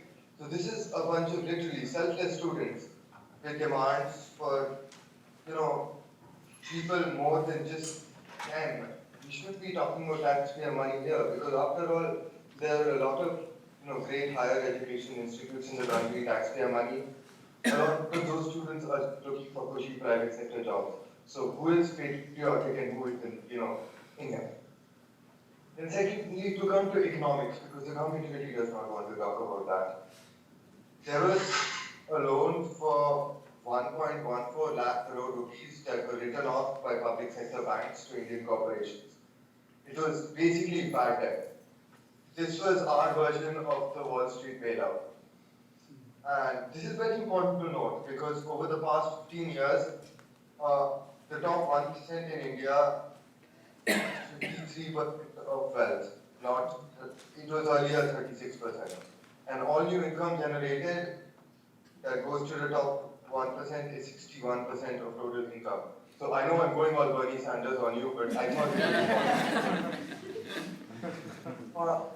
All of this is a larger drive to rewrite history, to, let's say, saffronize it through the Hindu lens, through the conservative Hindu lens. So they started replacing, eminent scholars in social science institutions. It's a new authoritarian national project based on, it's innately based on the idea of people being born unequal. So the education policy of the BJP governments, which has been up since the 1990s, has been, through a bigoted national history, it serves as a reproductive mechanism, for a cadre and voter base that can't help but be ideologically aligned to the Hindu right. It's a form of cultural populism that left progressivism in India has not been, able to hegemonize or to subvert over the years. And to be honest, I'd like to say that the RSS is a fascist private army. It's literally the Hindu version of the Taliban. We wouldn't want our country to turn into something like this. And these are the people trying to rewrite history. The government is answerable to a fascist private army. There's no way you can understate that. And the result is, it roads into the judiciary, into the police, into the media, and into the bureaucracy. So the threat of lasting damage on our polity is very real. That this is just mere politics is clear from the fact that they arrested our students' union president, the one who's out of bail right now, because he had nothing to do with the event that happened. Now to deal with the topic of a country without post office, which was a program that happened that was apparently objectionable. My question would be, was it not everybody's right to question the US government's account of 9/11 or the story of our weapons of mass destruction in Iraq? Was that not democratic? To me, a nation is a territory and a people. And if a nation is ideas, then you know that the small besides those ideas. Nations are manufactured ideas to homogenize a contemporary socio-political boundary, into a historical, geocultural, boundary. What matters is whether the nation remains representative of its people or not. We inherited more territory when we became free than area does when the national movement was strong. And there isn't a nation without a national hegemonic project. And my point here would be in the debate, let's face it, and our country probably would need to adapt to, to look into new inequalities, into the rights of suppressed over the past 60 years. So yeah, that's just about it. All right, thank you very much.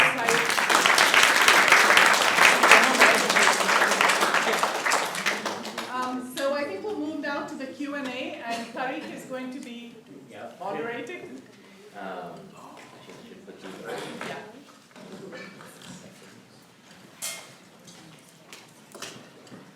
Yeah, go ahead.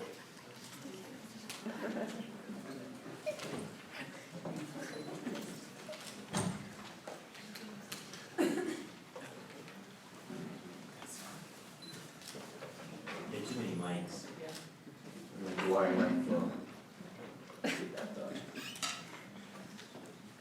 So, as we move on, I want to thank all our speakers. Thank you so much. Thank you so much for coming from New York. I apologize again to our audience and to Siddharth for the way we had to interrupt your speaking over and over again. And before I open up to questions, we have a lot of time. We have about 40-50 minutes. Some of our speakers may have to leave. But we do want to bring in as many voices as we can. So I want to request you to keep your questions short, to keep your comments short, and to try and not go on with a comment, but rather to ask a question of our speakers. So the floor is open. Whoever wants to, just raise your hand and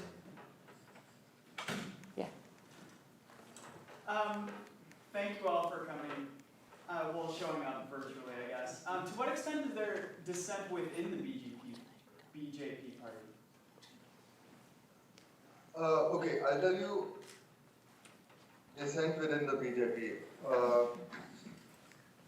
I'll give you a slightly longer story here. The BJP came to power in 2014. It came to power simply because the Congress was mired in a lot of corruption scandals. So the present Prime Minister, his masterstroke was basically getting the party nomination. Many times at the cost of, some of the bigger leaders within his party. So literally, he destroyed his own party to get the nomination, much like Donald Trump. So whatever dissent there was in the BJP, it's quite suppressed because right now the BJP is mostly remote controlled by the RSS, which is not, publicly accountable to anybody. It's a very secretive organization, doesn't keep records of its funding or its membership. It's been banned many times in Indian history for Hindu terrorism. So there is no way we can tell how internally democratic the BJP is. So yeah, I hope I could answer your question. Thank you. Rohith, please. I just wanted to bring up, as someone mentioned, two of the ABVP members, the BJP student wing members, the JNU, resigned from their official posts in the course of this event. And what they pointed out was that they disagreed with how they objected to the statement, they disagreed with how the university itself was targeted, and they said they had long-standing disagreements with the BJP on the question of caste. And I think this is actually, I know this is being framed as an event about JNU, but there was an earlier incident of targeting of Rohith Vemula and a number of other students on the University of Hyderabad campus. And there are many people within the BJP who believe that in some ways the question of caste is actually something that can hurt them electorally. And by sort of hiding the question of caste within the larger tag of anti-national radicalism, it's an attempt to sort of even deflect a political, grenade by sort of, if you target the people who are raising questions of caste with people who are demanding independence for Kashmir, you effectively sort of discredit them before a public audience, whereas To start with, the fact that some ABVP guys resigned, okay. Well, it's only in JNU that ABVP guys differ, that they usually open their mouths to debate. You know, in most campuses, they're the violent mob. They usually, exercise their money and muscle power. So, well, it tells you something about JNU, the fact that there are ABVP people willing to dissent or debate. On the question of caste, it's a new matter to, okay, Kashmir first, let's say. Most of the establishment left is quite weak on Kashmiri self-determination. They aren't too strong on the issue, except for one or two organizations. It's in fact, the high-handed behavior of the government that's really united the student community. It is not our everyday politics that does that. Thirdly, to deal with the question of caste, well, the BJP has realized it really late, especially after the Bihar elections, where, a coalition of parties managed to handily beat them. Because in some provincial, rural states, caste still matters. And the idea of the BJP is to basically unite all Hindus against the Muslims, at least as of now, before they find somebody else to scapegoat. Next question. Yeah, so I have I hope they don't end up building a wall. So I have a question actually on behalf of some of my friends who are, I feel, who are normally advocates for free speech, and they're against the right-wing ideology, but including some of my family members. But their problem, after a lot of discussion, turns out, is that they object to the fact that people can come and they can raise the slogan Bharat Ki Barbadi, which is essentially that we're going to fight till India is destroyed, or we're going to wage war against India, and that nothing happens. So they don't subscribe to what the government, the state did. So my question to maybe all members of the panel, a little bit more technical, is what do you think should have happened? Like, people come, they say these kind of things. Is it nothing because they're just speaking at a public event, or should there be a quiet investigation to see are they doing something in the back? So what do you think should have been done in an ideal case? Okay. What could have been done? Maybe Rohith. Yeah. Want to direct? Yeah. Sorry. Go ahead, Rohith. Rohith, go ahead. Okay, I was just saying it might be easier because for you to just point to one speaker to speak. Okay. Okay, Rohith, please, can you let me know? Rohith, Since you're a law expert. good thought. Yeah. Rohith, please do. Okay, so I mean, this is a conversation I've heard innumerable times with family as well. I think one has to think about what is it that there are lots of statements that are made that hurt our feelings, right? If it's something that's derogatory about women, it's derogatory about a particular community, and can we do something because our feelings are hurt? Does law or the Constitution protect our individual feelings? And I think the sort of reason, and I think the hard argument to make, I think the argument must be that what the Constitution protects is not our own personal morality, but a kind of constitutional morality. A morality that sort of upholds the values that are laid out in the Constitution. And it is still contentious who made those statements on campus, but really the question is do those groups pose a threat in terms of violence? And if so, there are many procedures to deal with it. But that's never been established. What's really been established is just the fact that these statements were purportedly made by people who are not yet identified on the campus. And I think, I think the more reason I'm going to point out that there are many things each of us individually believe that are deeply uncomfortable to us as individuals, but are those things the state necessarily must handle? Maybe Arvind, as a media professional, you could talk about. We know that Joyati Ghosh, who's a professor of economics at JNU, has given a speech at JNU saying that undercover IB officers were probably involved in raising those slogans which have been criticized as anti-national. They were plans that the February 9 event was planned at a high level, and so in fact, this was agent provocateur. Yeah, so that's the recent information we have. Thanks everybody right? So, I mean, since Siddharth and Rohith both raised this issue about this chilling effect of just having a sedition charge placed on you, right? You guys both said that, okay, nobody's really been convicted of sedition in the last, 50, 60 years, but the chilling effect, the social effect, and the fact that you spend time in jail and run around the system, and, the movie Court actually showed that very well.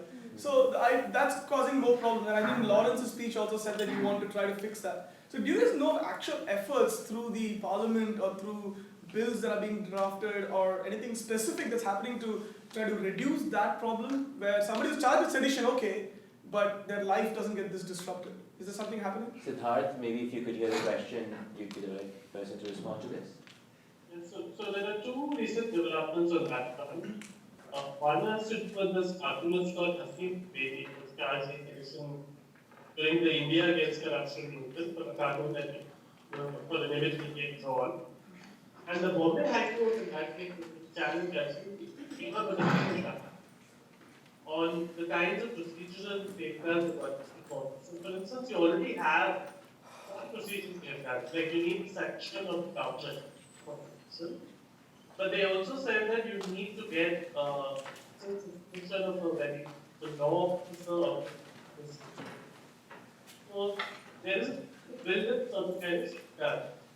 And it's happened to think Congress member of Parliament Rashid Tharoor's private members position the Parliament for take the tax well to bring it in line with the Siddharth, I think sorry for interrupting, but you're breaking up again, so I'm really sorry. We can maybe get our other legal historian to step in perhaps. Yeah. I'm sorry, Siddharth, we just can't make out what you're saying. Yeah. One of the disadvantages of being a historian is I'm better with what happened in the 1940s than I think Siddharth was mentioning there was a private member's bill by Shashi Tharoor to tackle the question of sedition. There have also been attempts by Rajiv Chandrasekhar, who is a member for the Rajya Sabha, to pass bills earlier which deal with provisions of the IT Act. But I think the main problem is that while several political parties have objected to what happened in JNU, it's not as if they've stood up and made a robust defense of free speech or about removing this particular section.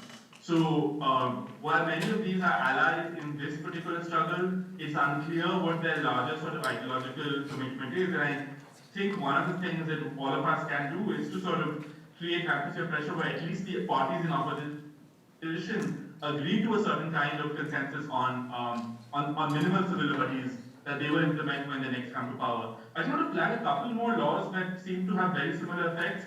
One is Section 377 of the Indian Supreme Court, which criminalizes same-sex sexual activity, which again rarely leads to convictions but sort of freezes behavior and expression.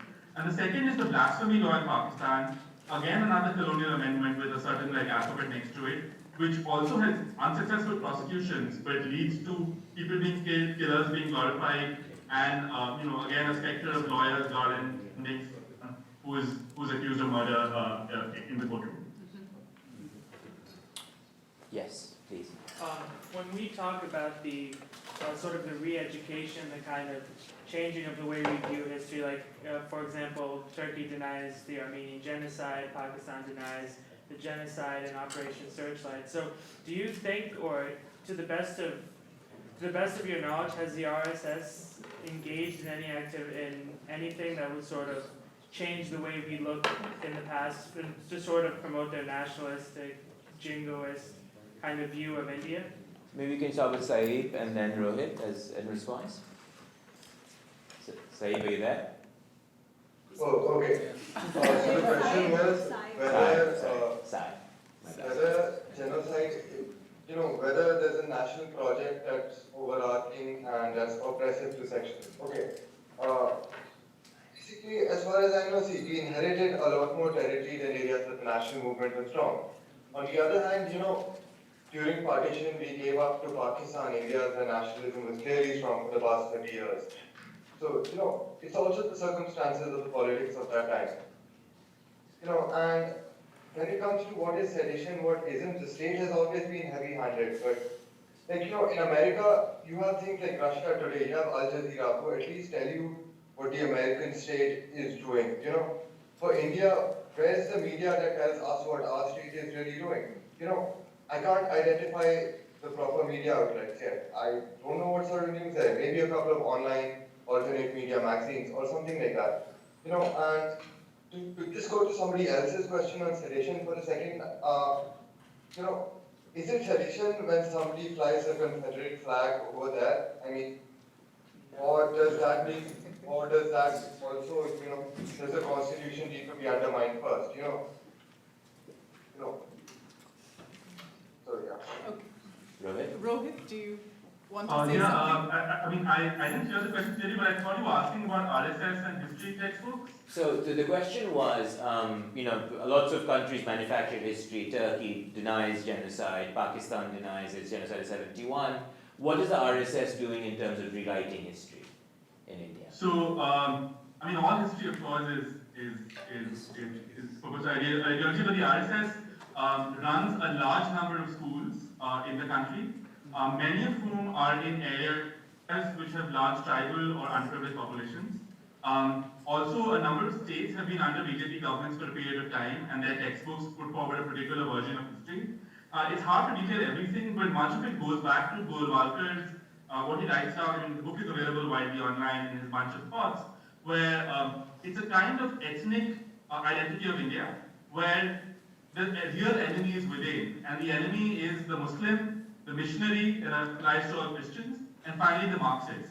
And at some point he even suggests it's fine to ally with the British. The British are less of an enemy than these three. So there is a sort of notion of purging the nation of these particular forms. And it takes various shapes in which we sort of go back in the past and recast conflicts between people of different religions as sort of some kind of medieval crusade, where it really wasn't. I mean, there's been a lot of counter work done on it. The irony that people say Shivaji is tolerant because he hired Muslim generals, and Aurangzeb is incredibly cunning because he had Hindu generals. So, you know, the same fact is represented both ways. There's also, I mean, most recently on Twitter, an entire campaign to get rid of any mention of the Mughals in Indian history. The Prime Minister, when he took office, made this speech where he said his inauguration was an end of 1,000 years of slavery, which means that he's referring not just to the period of British rule, but also the period of non-BJP rule and the entire sort of what is termed as sort of the period of the Muslim dynasty in the north. So there is clearly a project of crafting history. They're pushing through textbooks, and one of the places they haven't managed to invade in large numbers are the big public universities, and this is very much a part of the battle to capture that remaining mind space. Just to add to that, we should remember that the person that they chose to chair the Indian Council for Historical Research, Sudarshan Rao, had no credibility as an historian. His work was essentially to turn history, the discipline of history, into an ancillary of myth production. Right? So his entire scholarly oeuvre was to prove the historical truth of the Ramayana and Mahabharata epics. Yeah, so what we could say is that this is not a government or a party that believes in history. They believe in myth, and they believe in turning history into an accessory or ancillary to myth. And that's really the dominant trend one sees. Are there any proofs that the government is really like changing history or something? Like, because as far as I know, like I don't remember, like there was a commission, like Smriti Irani, our HRD minister.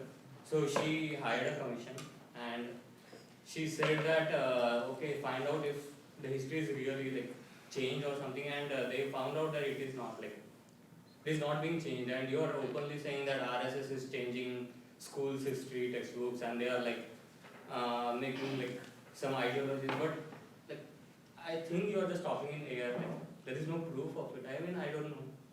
Well, I mean, we're not carrying our proofs with us, but like I don't know, like there are any proofs. Okay. Yeah, can you? So there are two stories. One is that this is not something that's happening just now.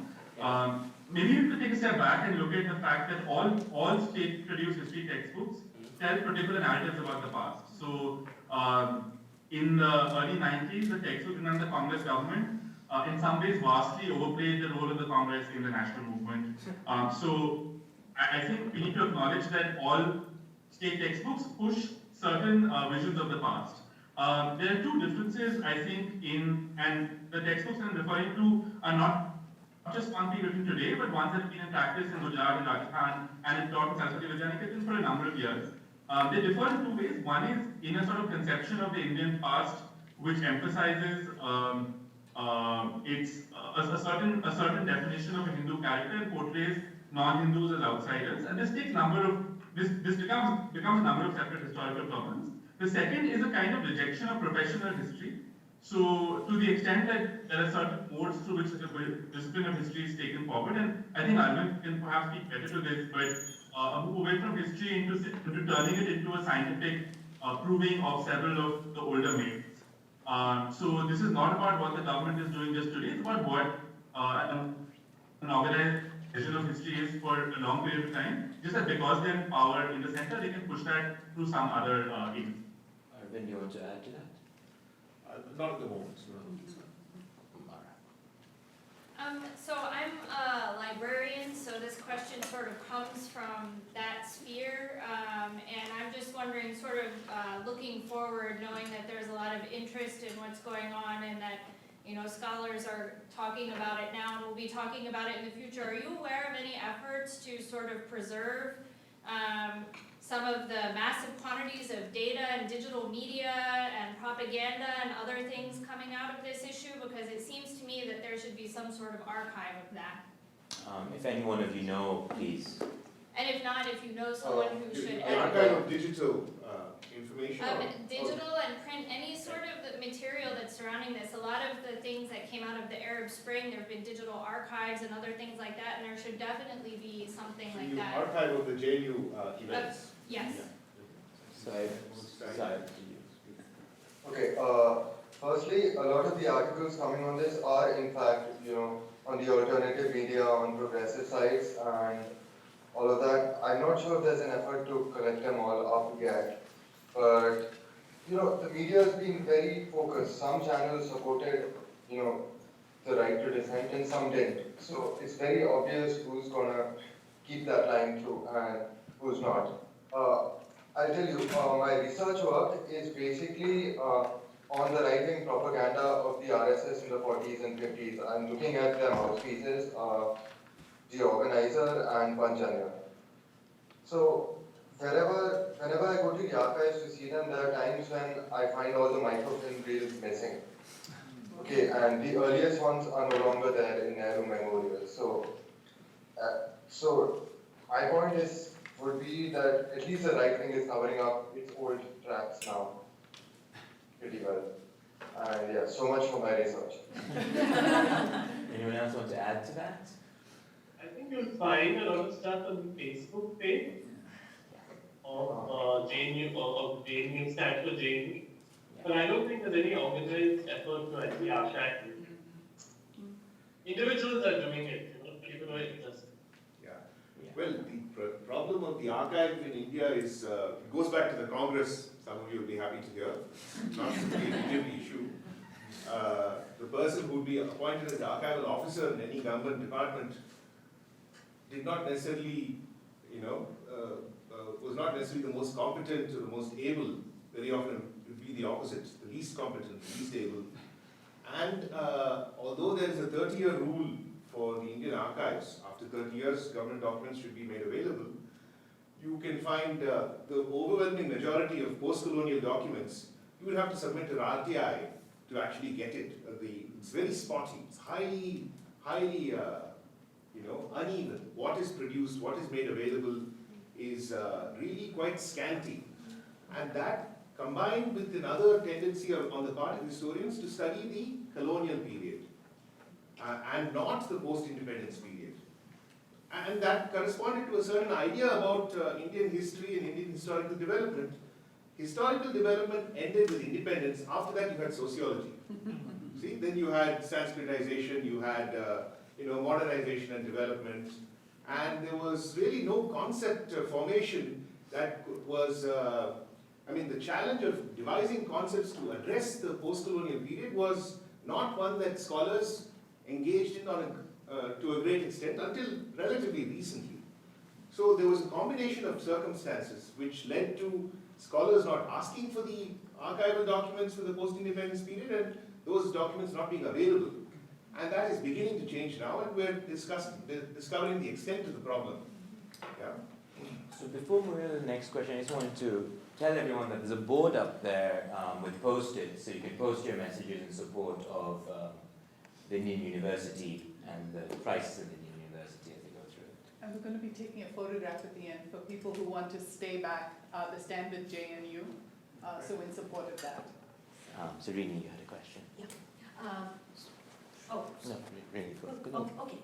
So my question is to Syed and Siddharth in India. I heard a lot about the undercover IB people and the people pouring into the university. So a name that I was hoping to hear a little bit about today is Smriti Irani, the Human Resource Development Minister. Oh yes, yeah, it was mentioned. But how do you feel when you are fighting against this mighty machine of propaganda and all that? How do you feel about the Human Resource Development Minister? I mean, saying things, doing things with perfect impunity, and her continuing to do all the things, including disrupting life in the universities, education in the universities, when she is absolutely talking about the least able and least competent person. She should not be in that position. So what is your feeling on the ground, and are there, please, anything that you have to say? Siddharth, shall we try and see if we can hear you? I hope we can, and then Saib afterwards. But. Yeah, so I think Smriti Irani has been really at the center of things here and has come into a lot of criticism from progressives. But her speech in Parliament, where she defends her actions both in the JNU and Rohith case, were extremely focused. She invoked Cicero and talked about, the traitor within and so on, and this was very well received. I would say it was not a good thing. So she does have a bit, kind of, what do I say, a lack of a drama and so on. But in terms of policy, they have been very, very disruptive. Systematic dismantling of education systems starting from Delhi University, and if you look at what's happening in Hyderabad University, and I stopped here because my voice was great. But we can hear you perfectly this time. It's wonderful, actually. Yes, Saib, you want to? Yeah, so go on. Go on. Saib, go ahead. Oh, okay. To start with Smriti Irani. Okay. Let's go back to. Okay, let's start with the archive. Okay. The archive is like Hillary Clinton's emails, and Smriti Irani is our Sarah Palin.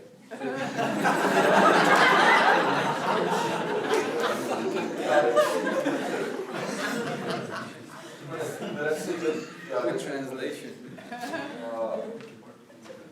There have been IB people in JNU for the past 30, 40 years, but not in these sort of numbers. There are people eavesdropping at the dhabas now, roaming around in the canteens. People's iCards are checked over and over again on campus these days. People aren't allowed in and out, but I don't see why people would want to get in and out, because until a few days ago, there was basically the Bajrang Dal with swords at the gate. There were students getting attacked in localities in and around Delhi. So one is that there is probably electronic and digital surveillance, but I don't think there's any way we can tell. And otherwise, physical surveillance, with state manpower is clearly there. And, the ABVP, which is a right-wing student, body in JNU, they've basically been collecting names and, sending them to the police. It's another matter that this issue, inflated up and more people didn't get arrested, but we heard of a list of around 90 people that was going around that was being collected. So that's how much I can say. I just want to add, it's not Charlie Minister, it's also the Home Minister, Rajnath Singh, who has been central, including making very horrible statements like in this really broke out in statement saying that Hafiz Saeed is without picking on the facts. It was actually a false fact. So extreme the action. Siddharth, you broke up again, unfortunately, but I do think it's important to mention Rajnath Singh's important, like, incendiary, like, intervention. Rohith, maybe you could tell us a little bit about it. About, sorry? About the Home Minister's incendiary tweets and his actions. So, I mean, I couldn't follow what I read in the newspaper, but basically, he was asked partly to justify why this happened, and he referred to a statement that said that Hafiz Saeed, a man wanted for terror attacks in India based in Pakistan, had sort of was behind the JNU event and mentioned a tweet in the that sort of certified it. It soon came about that the tweet itself was from a parody account, and Hafiz Saeed, in a rare public appearance, came out and denied he had ever said anything of the sort. It seems funny, but I think it's also somewhat worrying. So if we think of this, I mean, there are two ways of thinking of this. One is that this is a certain kind of conspiracy that's not well thought out. But the other narrative is this is incompetence. So if the government is making decisions on national security based on Twitter feeds, then it is a little worrying, irrespective of which side of the political divide you stand on.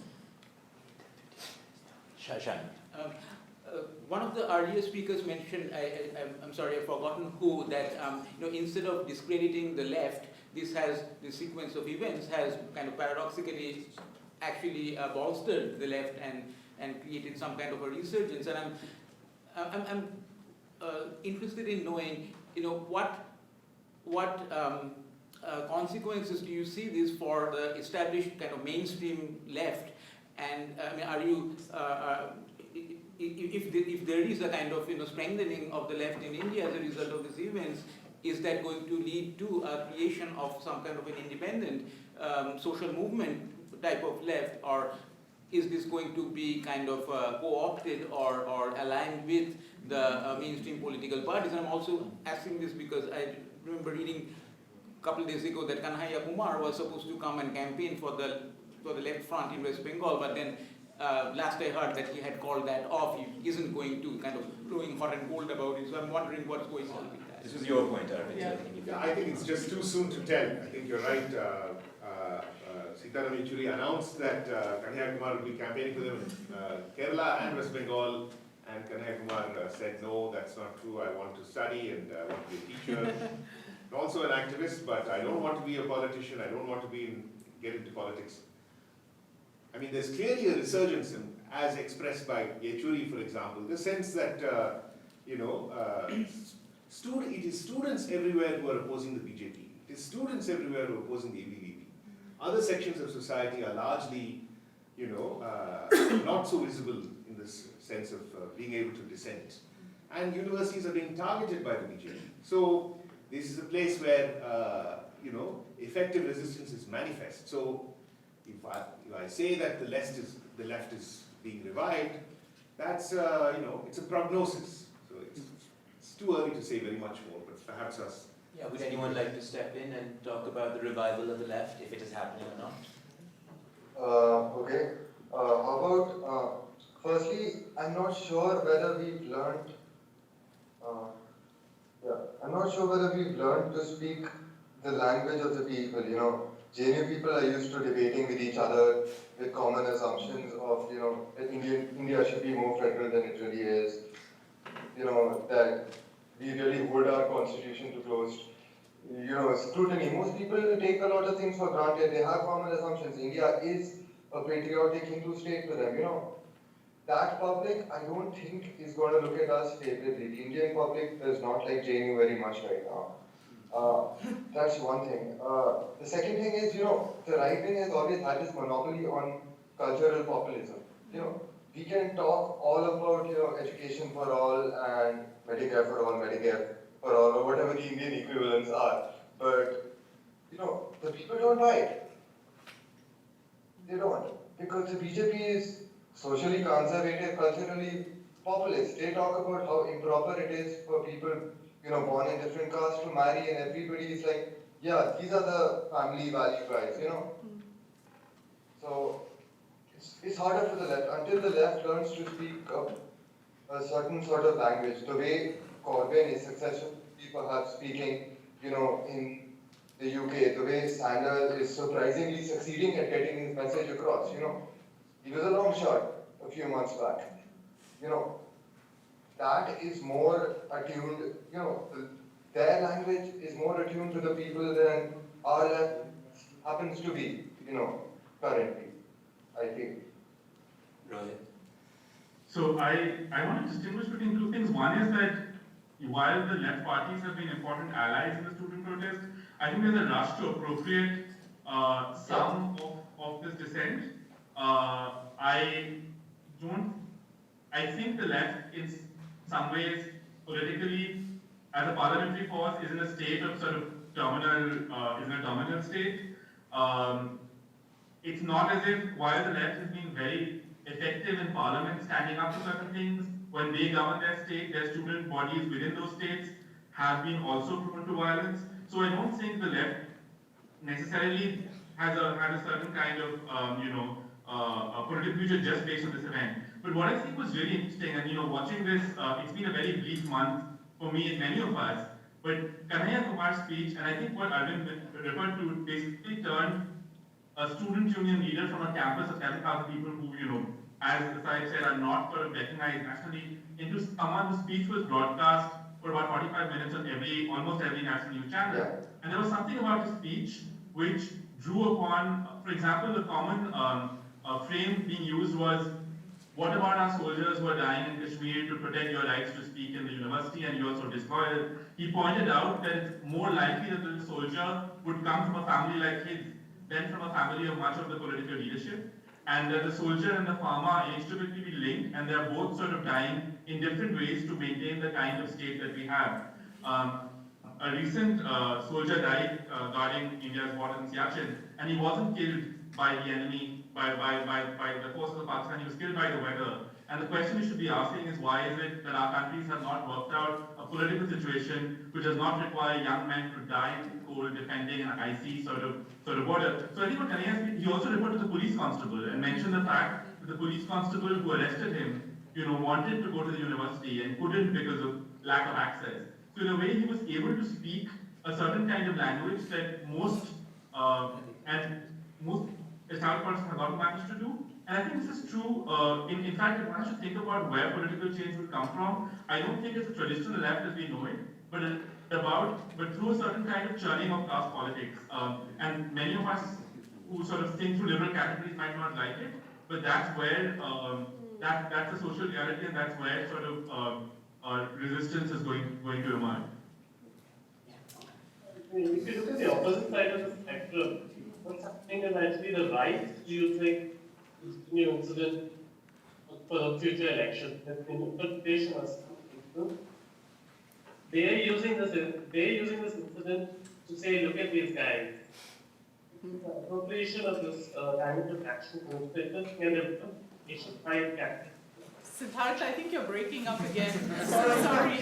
I feel awful that you can hear us apparently very clearly, but we are missing so much. Siddharth was pointing to the fact that this incident is actually also rejuvenating the BJP, and a lot of the speeches are circulating, particularly in the state of UP that's going for elections, where they're able to pass this message on and paint the entire political opposition, including Rahul Gandhi and the Aam Party is anti-national. Whether this will work or not remains to be seen, but the campaign very much is there.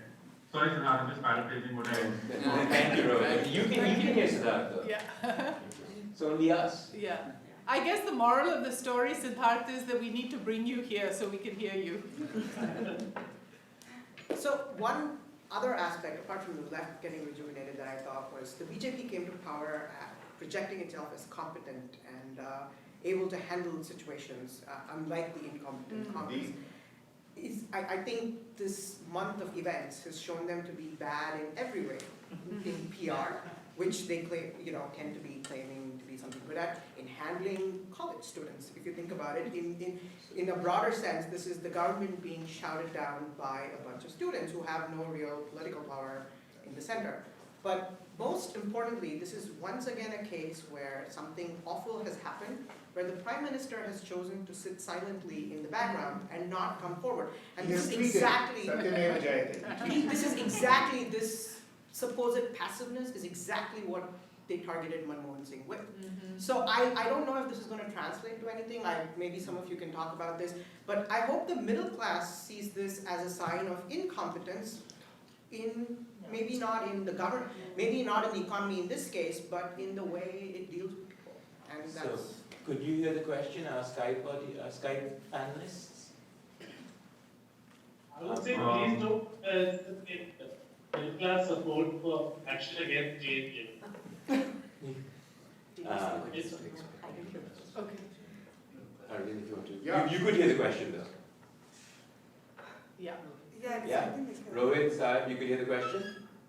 Okay, Yeah. Okay. So maybe we can begin with Arvind. Yeah. Well, I mean, as with previous prime ministers, there is this attempt to distance, the figure of the leader from the political machinery. I mean, Indira Gandhi did it, Manmohan Singh did it, and so Narendra Modi's silence is about that. The leader is pure and untouched. What to do? The machinery is corrupt. You all know that. But if you look at the budget that was submitted by Arun Jaitley a few days ago, it's astonishing that this is a government that came to power on the strength of its pro-business platform, of being able to mobilize investment. But what has happened over the last, really since it's come to power, is that capital has gone on strike. Capital does not want to invest in the BJP government's plans. Savings rate is down, investment is, absent, and the only way they're able to get investment is by offering massive subsidies and SOPs through private-public partnerships and so on. And the budget is absolutely silent on this question. Yeah, so they're borrowing money from abroad at high rates of interest, which is again impacting the economy negatively. This is a government that has argued for Make in India. Now, Make in India was agreed, part of the slogan raj of the Modi government, but Make in India was also responding to a geopolitical opening, which is China is moving from a manufacturing-based economy to a service-based economy. So this offers a tremendous opportunity for the Indian economy. Well, you know what? They seem to have muffed it. Nobody wants to manufacture in India, investment is not coming, their own manufacturing plants aren't able to compete in the market. So exactly as you say, the efficiency metrics are lacking, and so the question is, what is the level of support this government has? How would it last? Well, another issue is, of course, what is the counter brand? What is their opponent? And that opens up a bigger question. Can we bring in Rohith or Saib or Siddharth if you want to comment on this? How much does the middle class support us or them? Well, let's start with, let's say, education. Okay, if we start with education, then the best schools in India are private schools, but the best universities are public universities. There's that contradiction. So ultimately, when it comes to higher education, even the upper classes have to compete for the same public university positions, even though the fees is next to nothing, So until education expands, like in the past 20 years, public education has not really expanded in India. Over the past 60 years, India's population has tripled, So until these things are universalized, the government can very easily play divide and rule. As long as, RSS schools have bigoted histories, they'll have an electorate that's socially conservative already. If they have an electorate that's socially conservative, then the moment an anti-national university comes up or anti-national students are around, they wonder, why is the taxpayer money going in there, So basically, I don't know, the middle class is quite conservative, and that is what the BJP has succeeded doing. There is still a Nehruvian liberal middle class, but see the reaction of all my school friends, their parents, almost everybody I know who's not from JNU, since the scandal started, I've lost my faith in the Indian middle class. They already voted for a mass murderer as PM. I mean, come on. I just want to gesture to the fact that, India is basically undergoing a massive economic crisis that we're not talking about. There's vast agrarian distress. There's a certain kind of failure to bring in manufacturing. And there's a sort of, as Arvind was pointing out, a hurting of foreign investment. There are clearly aspirations that have arisen over the last decade, and much of the anger against the last government inability to deliver on certain things was a result of these sort of growing needs and inability to meet those needs. And I think it's a somewhat worrying prognosis. In some ways, I'm not sure if a political establishment can deliver on this by itself without some deep thinking about what sort of big structural changes need to be brought out in the economy. Yeah, my question was, in part asked by Raj and in part answered by Arvind. So I'll move on to, the second question that I had. It's a very pointed question on the High Court bail order that Kanhaiya Kumar, he's out on interim bail, right? And I read the order, which is like a rap on the knuckles for Kanhaiya. It's like disciplinary action committee telling him you better mend your ways and twisting his ear and so on.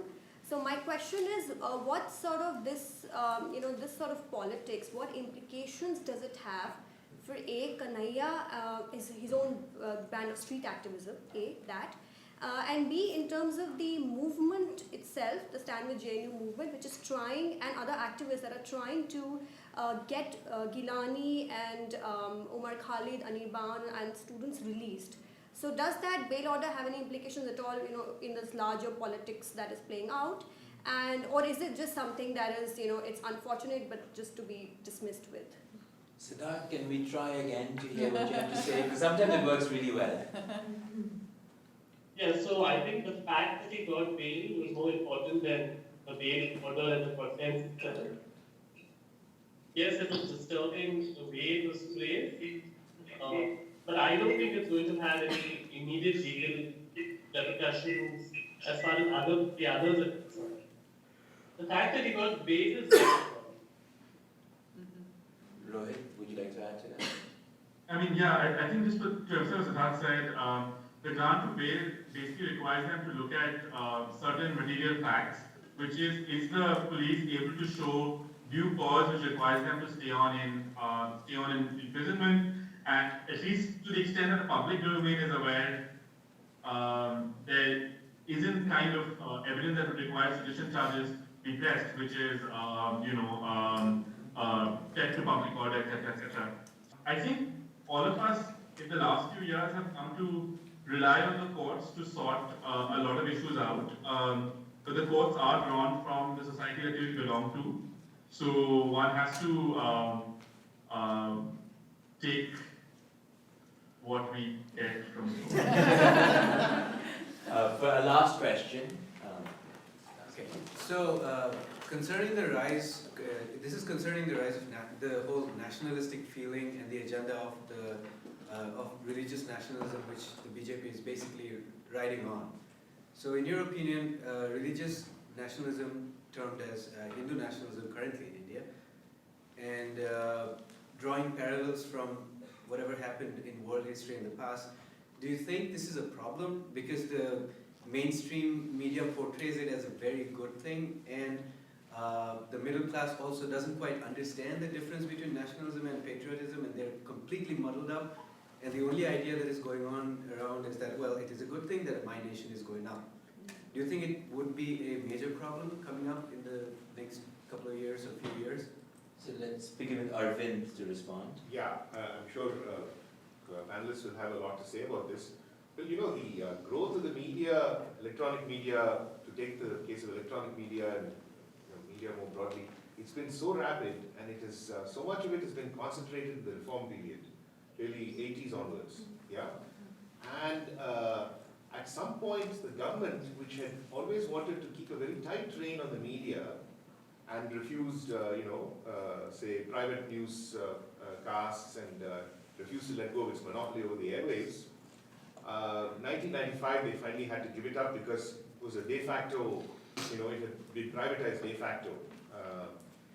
But what they decided to do at that time was to use the media to promote, to use it as a showcase for the success of economic reforms. And that was a conscious decision, and that was a conversation with the media industry that hereafter, instead of crushing you, we will help you and you help us.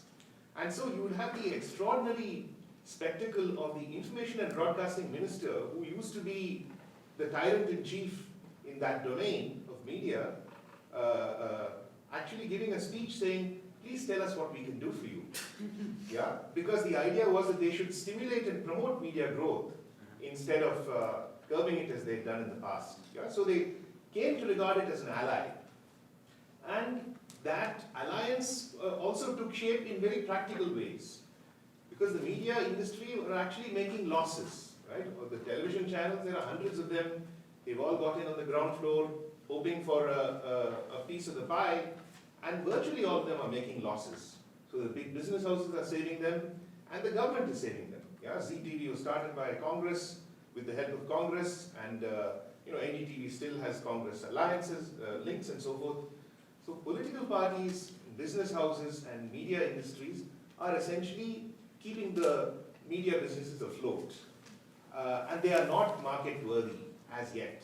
So they are highly compromised entities, which are therefore very pliable ideologically. And we see that pliability, and because it's become a kind of sensorium surrounding us, we assume that even if we don't think it, everyone else must be thinking, the thoughts that are put out in the media, and that creates a sort of,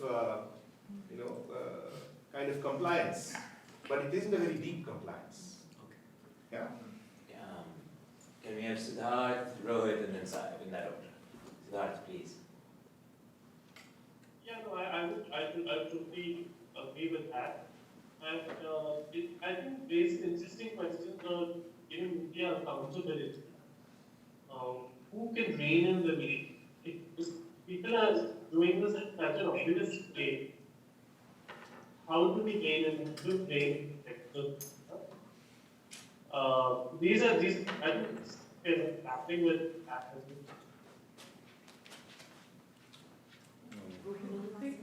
Siddharth, you're breaking up again, and you've completely stopped. Rohith, if you could, please. Yeah, so I want to sort of caution against reading the rise of religious nationalism as a new thing. Even the issues and the sentiments have existed over large periods of time. Some of them date back to the late 19th century and the early 20s. I think the difference is that, people are patriotic, but most of the time they're really concerned about their everyday lives. They're not thinking about the nation or whether they should be Hindu nation or any of the above. And I think what Arvind points to is what's really changed is the nature of the public sphere, both through this kind of instantaneous headline-grabbing news, but also through the kinds of news that you can't control, which is this proliferation of WhatsApp messages and other things, which gives people at a state of permanent outrage. In some ways, one assumes that the state channel is what would produce the most propaganda, but watching Doordarshan News, which I've been trying to do, it's actually quite sedate. There's no sort of inflammatory messaging, and you hear it sort of works on 24 hours, sort of you punching it too. Whereas the private channels want headlines and will push for the most kind of inflammatory topic possible, and this is ideology. So I think the kind of massive outrage reaction that's introduced is because of a new relationship much of us in India are having with the kind of media sources that have come up.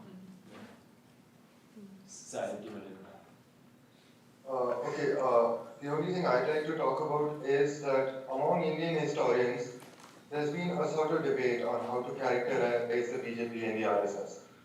Jaffalot, etc. say that it's Hindu nationalism. My problem with that would be that, there's a Marcia Casolari article on the RSS leaders who visited Italy and Germany in the 1930s. That's a very compromising position. That's where they get their khaki shorts from. That's where they get their black caps from. They wrote, okay, the fascists and the RSS basically wrote articles in their own pieces favoring each other. The links have been established. At least my reading of their propaganda has a lot to do with, creating mobs. How is it? Where can you find weapon loopholes? Things like that, how can you subvert the Arms Act? That's the content of most of RSS propaganda. So let's be honest, if we use Hindu nationalism for the RSS, then how do we define the right wing of the Congress? Rajendra Prasad, Tandon, etc. There was a democratic socialist wing of the Congress, which was Nehru, etc. And there was a right wing of the Congress that was either opportunist or was pragmatic enough, or at least outwardly secular enough to know that, wild politics or bigotry don't work. And the RSS and its leaders weren't part of this umbrella of leaders who thought Indian democracy works. They weren't. So, if they were fascistic from the 1920s and 30s itself, let us not debate about whether they are nationalistic now or fascistic now. And one interesting thing that's happened in this debate is the discourse around the different forms of nationalism. And I think the figure of Tagore, that people like Tagore, is very important. Really, that's very important to reach out, because that there's a problem with nationalism itself. And the fact that nationalism is portrayed as a particular idea of nationalism has become challenging. So I want to wrap up, and we have maybe 2 minutes, but I want to wrap up by asking perhaps each of our panelists to make a short statement. And I think I want to go back to where you began it, Susan, by talking about how this is a struggle everywhere. How this is not a struggle just in India, but the ways in which hyper-nationalism, religious intolerance, the new kinds of proliferation of media, the neoliberalization of education, is stifling dissent, is stifling the possibilities of alternative voices. I'm from Bangladesh. This is a very, very different kinds of processes taking place in Bangladesh to stifle different kinds of voices. Over here, of course, we've had the Stephen Salaita case, which is very much about the stifling of dissenting views. So I would like each of our 4 speakers to perhaps reflect for a minute or 2, for however long they want, on how what is happening in JNU, what is happening in India, can inform a global movement, can inform all of us as we try and create the kinds of spaces that we would like to see, allow for the kinds of voices that we would like to allow. And I don't know should we go? Siddharth first, I think, always works best. Because then we hear you clearest. Yeah, no, this is a great opportunity to think about forms of global solidarity, across educational institutions, especially universities. I think JNU is really the fact that there are university states across the world who are standing up for JNU made a difference, not just in terms of solidarity, but actually pressure the Vice Chancellor to stop the police action that were happening at the time. And it was. And the fact that younger people in India view to really kind of the resurgence of protest politics. And I think there is a case to be made that there must be stronger such movements across the world. Rohith, if you could. I don't think I have any kind of declaration of closing statements. Long revolution. I think Bangladesh, of course, is an example. What really worries me is when we look at Turkey, where academics in particular are being targeted by the government, including academics who sign petitions. I think both as an international community and as sort of people who are linked to India, we have to sort of strive to ensure that that does not happen here, and we have to resist it elsewhere. I am open to thinking about new ways of doing it. As of now, the only workable strategy really that I see within India is to sort of emphasize a kind of constitutional patriotism, and that's something that Kanhaiya Kumar uses. It's limiting in some ways, but it does allow for a minimum basis through which all parties have to sort of behave. It's hard to insist on it when the other side sends sort of stormtroopers into university, but that is what we have, and that is what one has to rely on. Side. Okay, I just like to say that the overwhelming international support basically tells us that, in the JNU case, the burden of hard sentiments applies to only India. If you're just abroad, it's not that big a deal. So, maybe, that third person view is better, maybe it's a lot more clear-eyed. That just tells us, the burden of hurt sentiments within our own country, and how it was so easy for people abroad who didn't even have all the on-the-ground information like I did, being in JNU. Reading the media, I would have, God knows, believed what, I was lucky I was on campus to know what was happening. So the fact that, you guys and everybody abroad just saw a little of what was happening, still took our side, that is just about the best thing that could happen to us, And it really sends a message that it's not that hard to be objective.